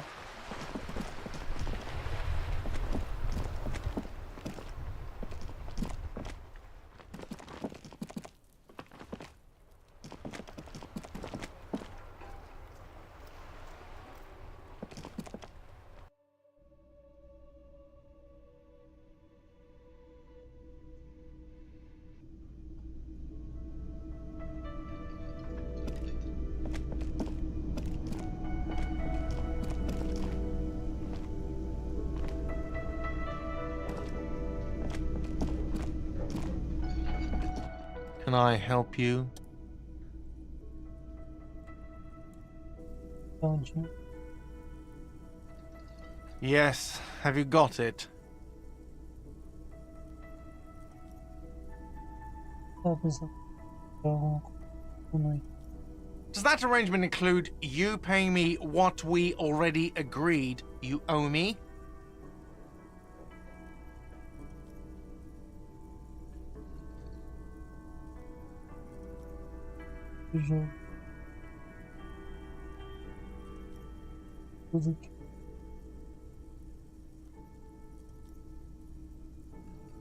I understand your predicament as the manager. However, I feel I must remind you that we are here to conduct an important investigation that also affects your business. Forgive me for saying this, but your colleague seems more committed to drinking, and... I mean no offense. It's really nothing personal. I just have to protect the interests of this establishment.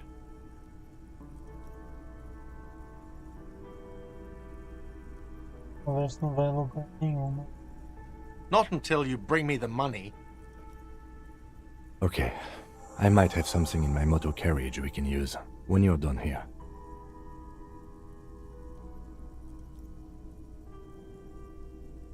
Oh, Lieutenant, we're done here.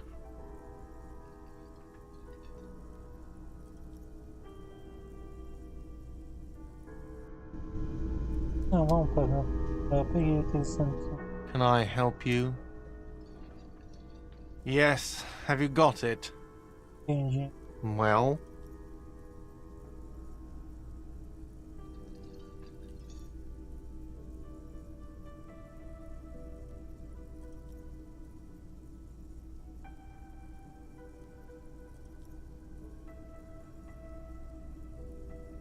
Great. Thank you, officer. That's all I wanted. Payment for services rendered. If you continue to stay here, I just ask that you please pay your nightly bill in advance starting tomorrow. I'll unlock the electronic lock to your room. All the doors lock automatically at 9 p.m.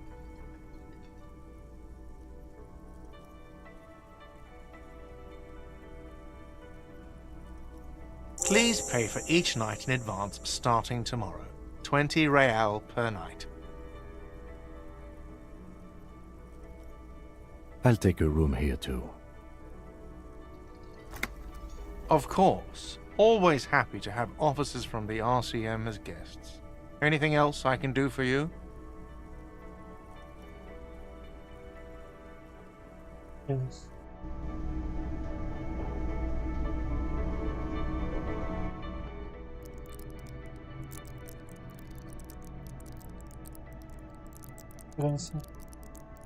Grande ou retorno?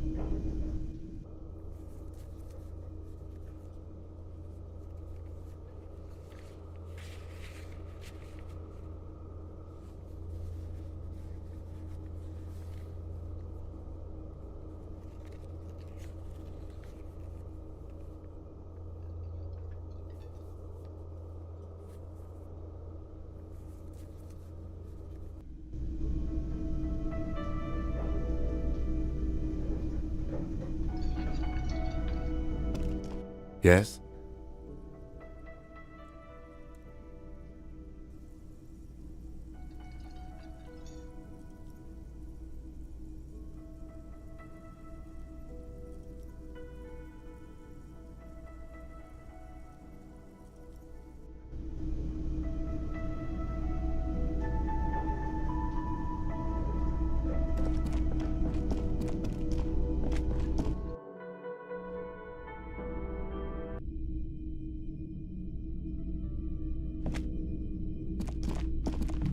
The door is closed.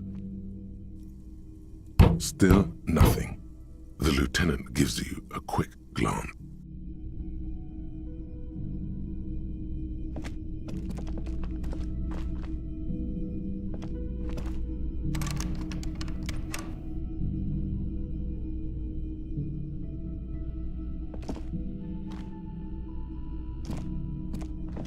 This is the door to the room you redecorated.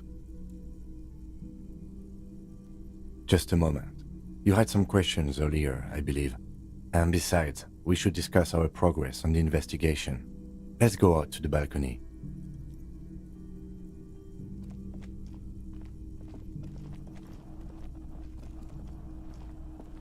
The air outside is brisk. The lieutenant is silent for a moment. He listens to the traffic hum. Then,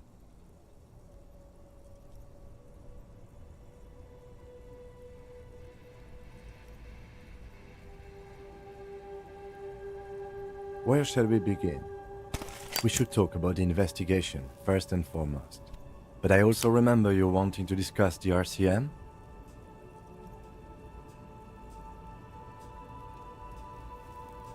I have a cigarette every night when I go over my notes. It's something of a ritual. oh man, he looks so devastatingly cool with that cigarette.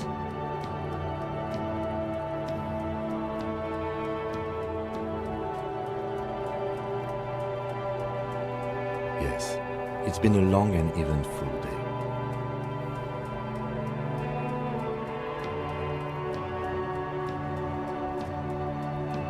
Well, you were so hungover that you couldn't keep it down when we approached the hanged man, so we didn't even inspect the body.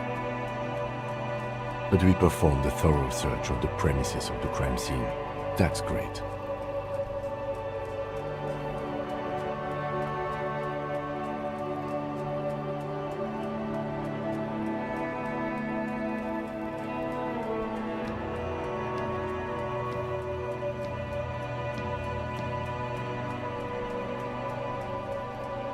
It's not my job to evaluate your methodology, officer. I'm just going through the facts. As for the interviews, we weren't able to find the union leader, Everard Clare, much less interview him, so that's on the to-do list for tomorrow. We tried to interview the Wild Palms rep, but she asked us to do something for her first. Fine, so be it. I have a feeling Joyce knows how dangerous the situation really is. We have to get her to talk to us.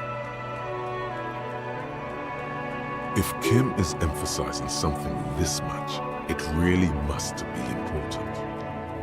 Above all, though, today was exhausting. What's with all the running? You run a lot. Is that a standard Precinct 41 practice? I have a really good theory about why you're running so fast, son. Just you wait until you get up tomorrow.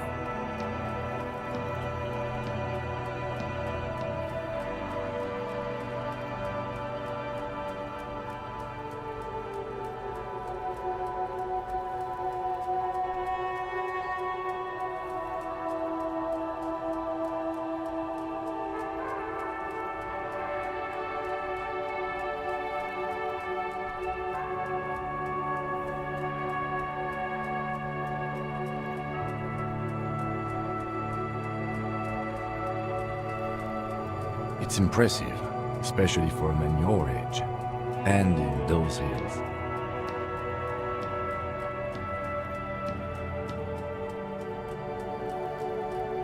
Nice shoes, by the way. I like the green. Goes with the orange.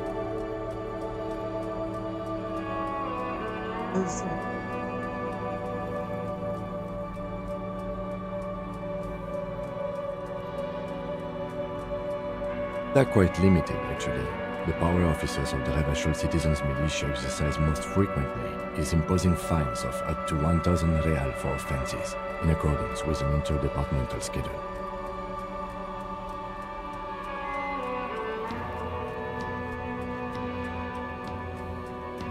The RCM's primary role is to ensure safety. We are not really supposed to play any part in the economic structure of Revachol. Yes, although indirectly, as citizens can always request records from their local station. Officers of the RCM have been known to take bribes of less than the prescribed fine amount. It undermines trust in the RCM.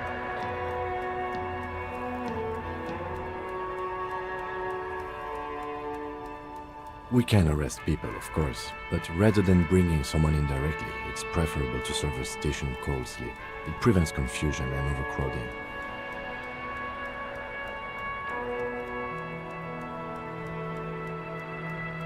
You can't.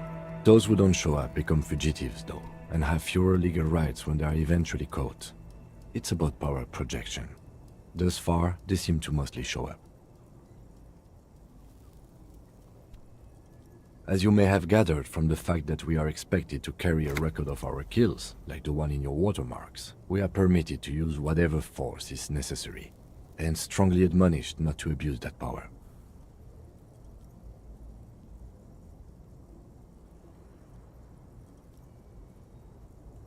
You have to supply compelling evidence for why it was necessary to use lethal force. In these cases, your partner is usually your witness. Not a good position to be in, by the way. Internal Affairs handles these cases thoroughly, by cross-examining you for inconsistencies. It is hard to cover for anyone, which is for the best. We don't convict. We arrest and send them to coalition government courts in Couronne and La Delta. The prosecution works off our testimonies and records, which is why it's paramount to keep them.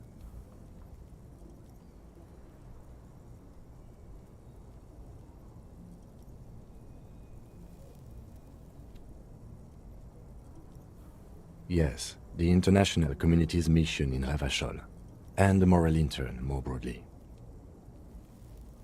The RCM was formed by the coalition government to restore order in the international zone after the revolution. So we did. Now we attempt to maintain that order. No more, no less.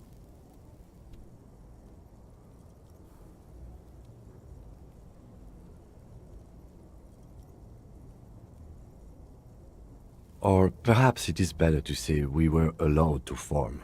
It's a point of contention whether the citizens of Revachol or the coalition government founded the RCM.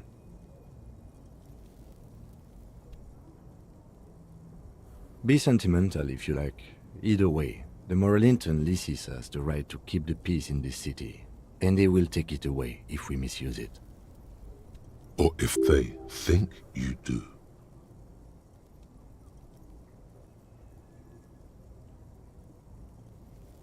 The Moralists International are the world's largest political organization. You know who they are. They have been running this place after the revolution failed.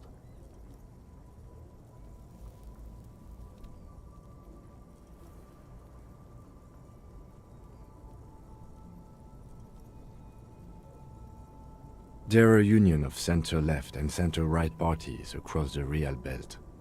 Our coalition government is just one of its many projects. They also run the ICP, EPIS, most intergovernmental organizations in the world.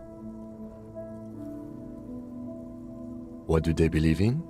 They are Dolorians. They believe they continue the humanist project set forth by Her Innocence Dolores Day 4 centuries ago.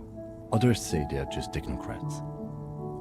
Those others say they continue the humanist project set forth by Dolores Day. Interesting question.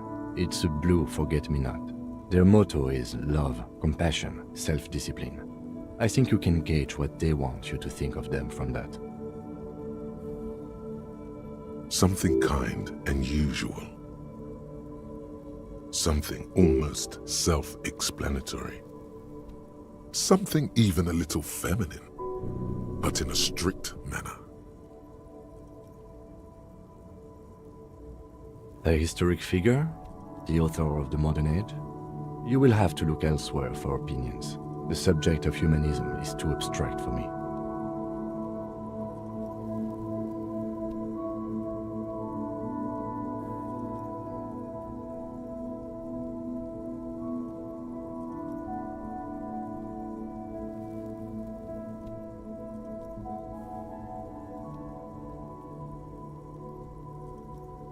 The moral intern are a fact.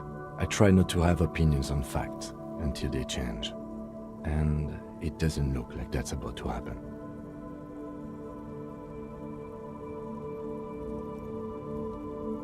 Do you?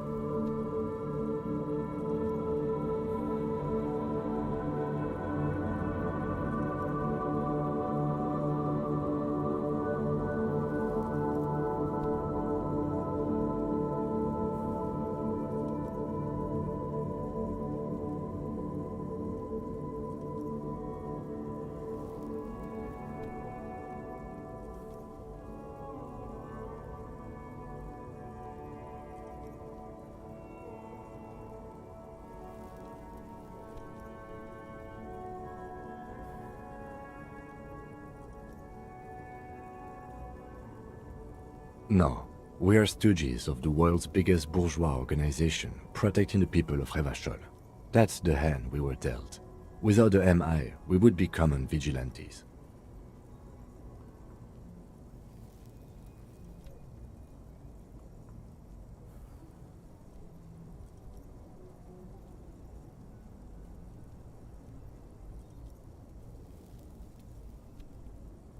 Then you will adore Martinez.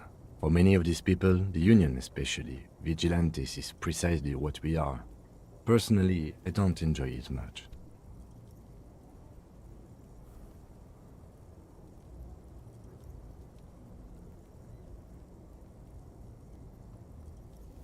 The dying lights of the city shimmer below. Slowly, like luminous clouds, they pass on his lenses. The lieutenant looks at his slim cigarette, contemplating the next drag. An aerostatic passes overhead, the whiskers of its floodlights on the ground below. Kitsuragi's glasses light up as he looks to the sky. Two glowing circles. They really don't like us here. And the mouth on that kid, Kuno. It's different in land, in Jamrock and the GRIH.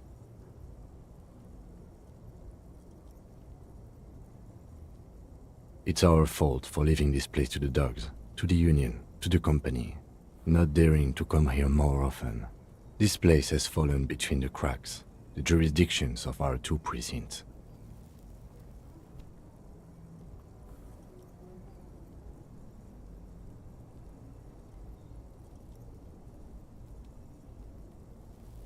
We run this city. West of the river is RCM land.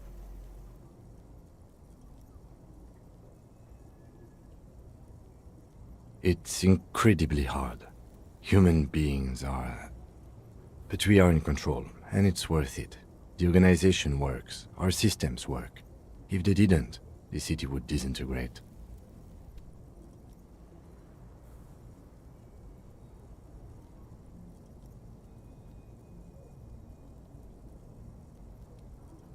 Me too, but I wouldn't count on any drastic changes in our lifetimes.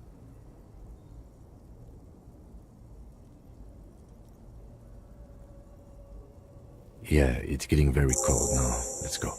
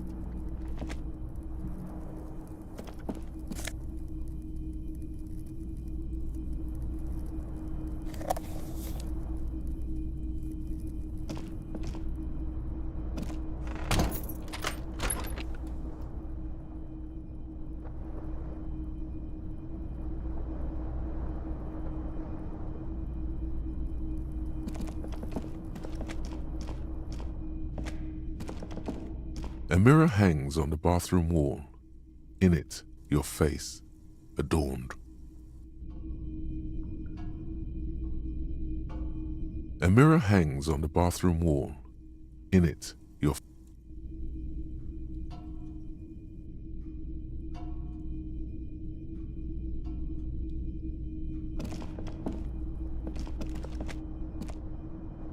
The bed is cold and not particularly inviting, but it's yours. The sheets look awful. The option to go to sleep becomes available every night after 9 p.m.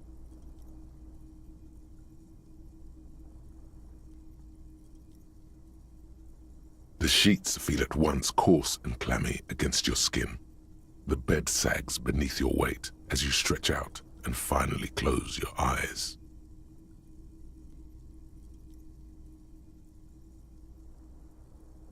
And then sleep doesn't come.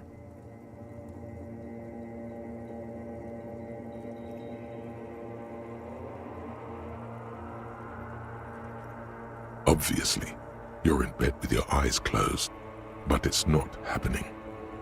Maybe it's the bed's fault. Its synthetic filling has separated into hard lumps. The pillowcase smells oddly. It barely covers your toes, stretching over your soft belly. This is your body here, intimate and warm, breathing. It's a little better. Colors, scenes, and half-formed phrases still litter your mind. Part of you is still trying to solve the case, isn't it?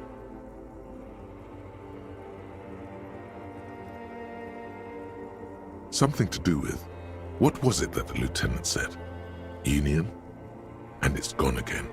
Your thoughts lost between the slowing brain waves.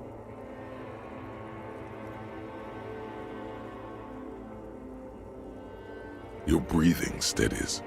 A great silence washes over you until your eyelids twitch in your sleep and images start forming.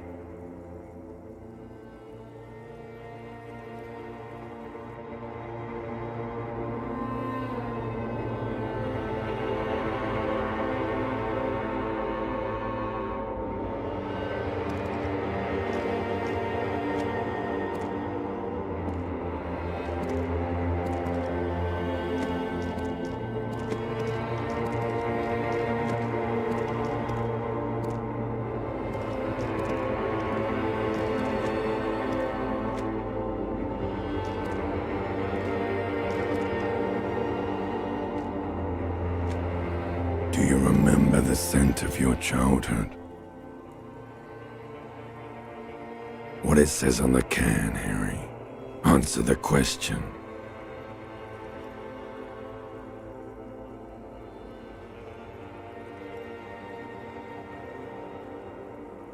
Do you remember your wife's hand on your face?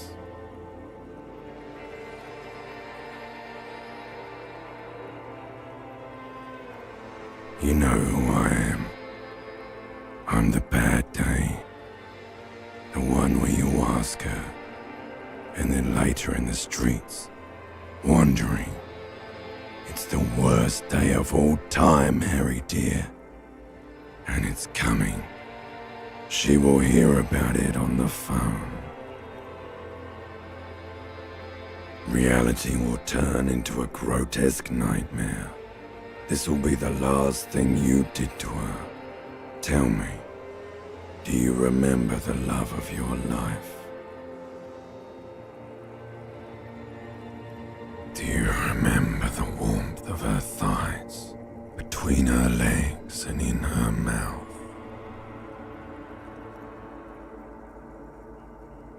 Oh no, Funky baby, you stayed. It was the rest of it that left. Or you just stood there, with one hand on the bottle and the other on your dick, watching it go. Tell me, where are your friends? Human beings have friends, Harry boy. Where the hell are yours?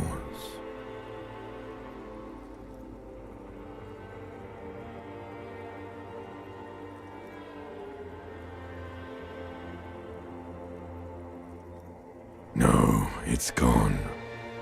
3 times gone and never coming back. You failed. You failed me.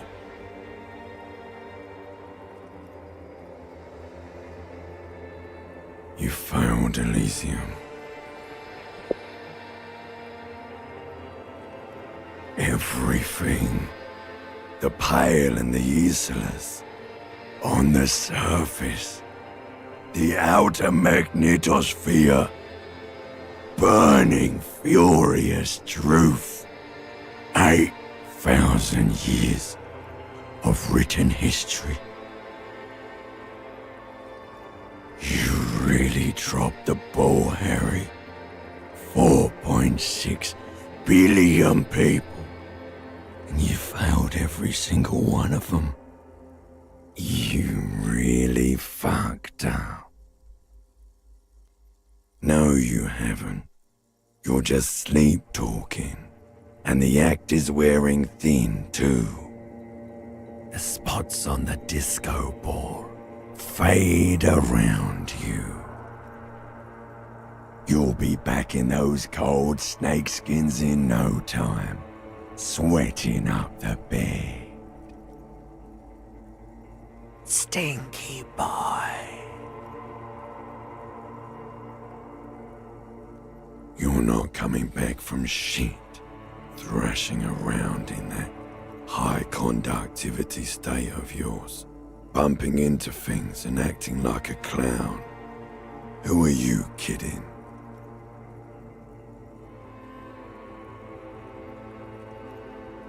You're trying to what?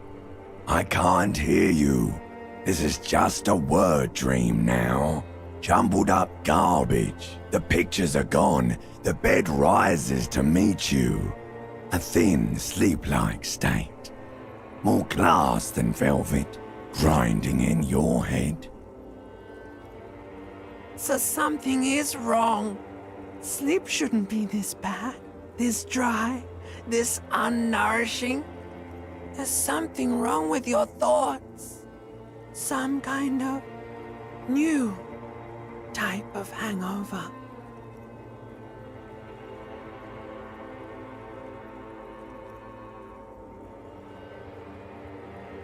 Oh yes, party boy, and it's worse than the one before. Just think of the shit you saw.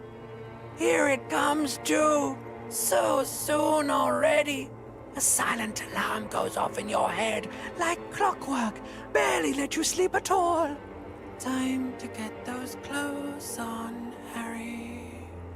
Time to go to work in the shit factory.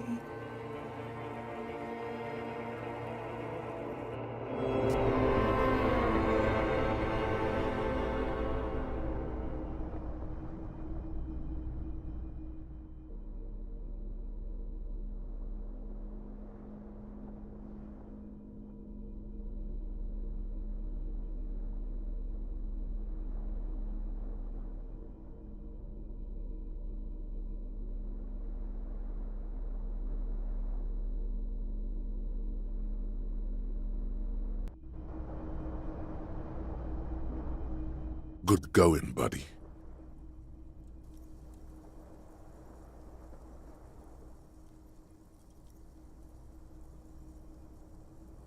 Oh, just a dream. You have ones like that all the time. You feel even worse this morning than you did last night. You mean, why are you so tired? Too tired and down to even think? It is worrying, isn't it? You can't be a detective like this. Detectives need to be able to think.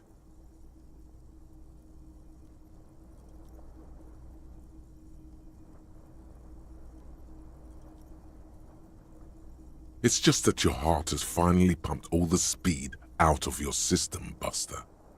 Time to get some more. You're too weak to say no now. Waking up is the worst part. Maybe somewhere down the line you could decline.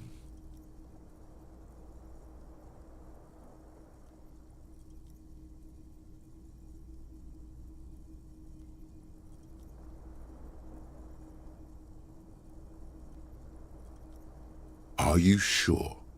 Ready to live as this pathetic shell of yourself for days? Basically, a week. Let's be honest, 2 weeks. Maybe 3.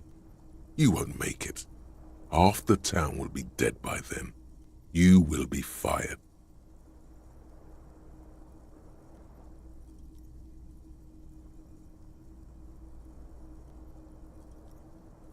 Suit yourself, slow, sad shellman. See how you do without your spark.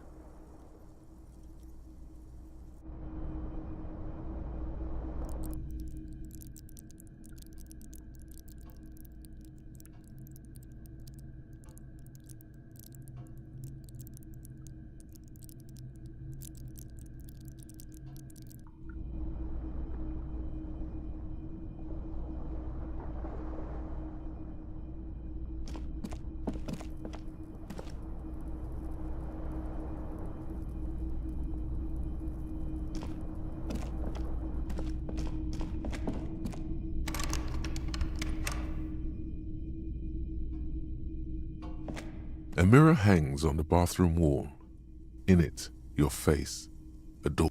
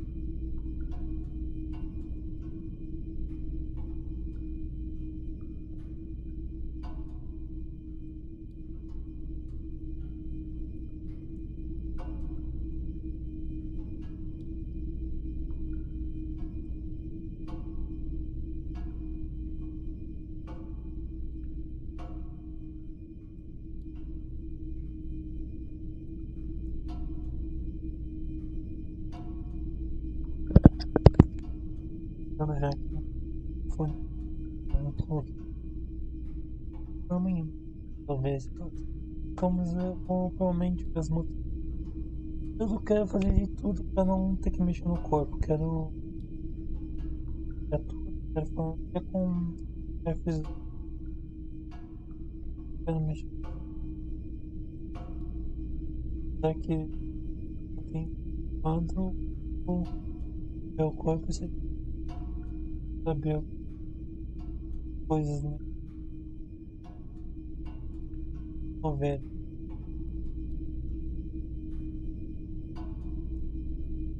Nos vemos amanhã, pessoal. Valeu.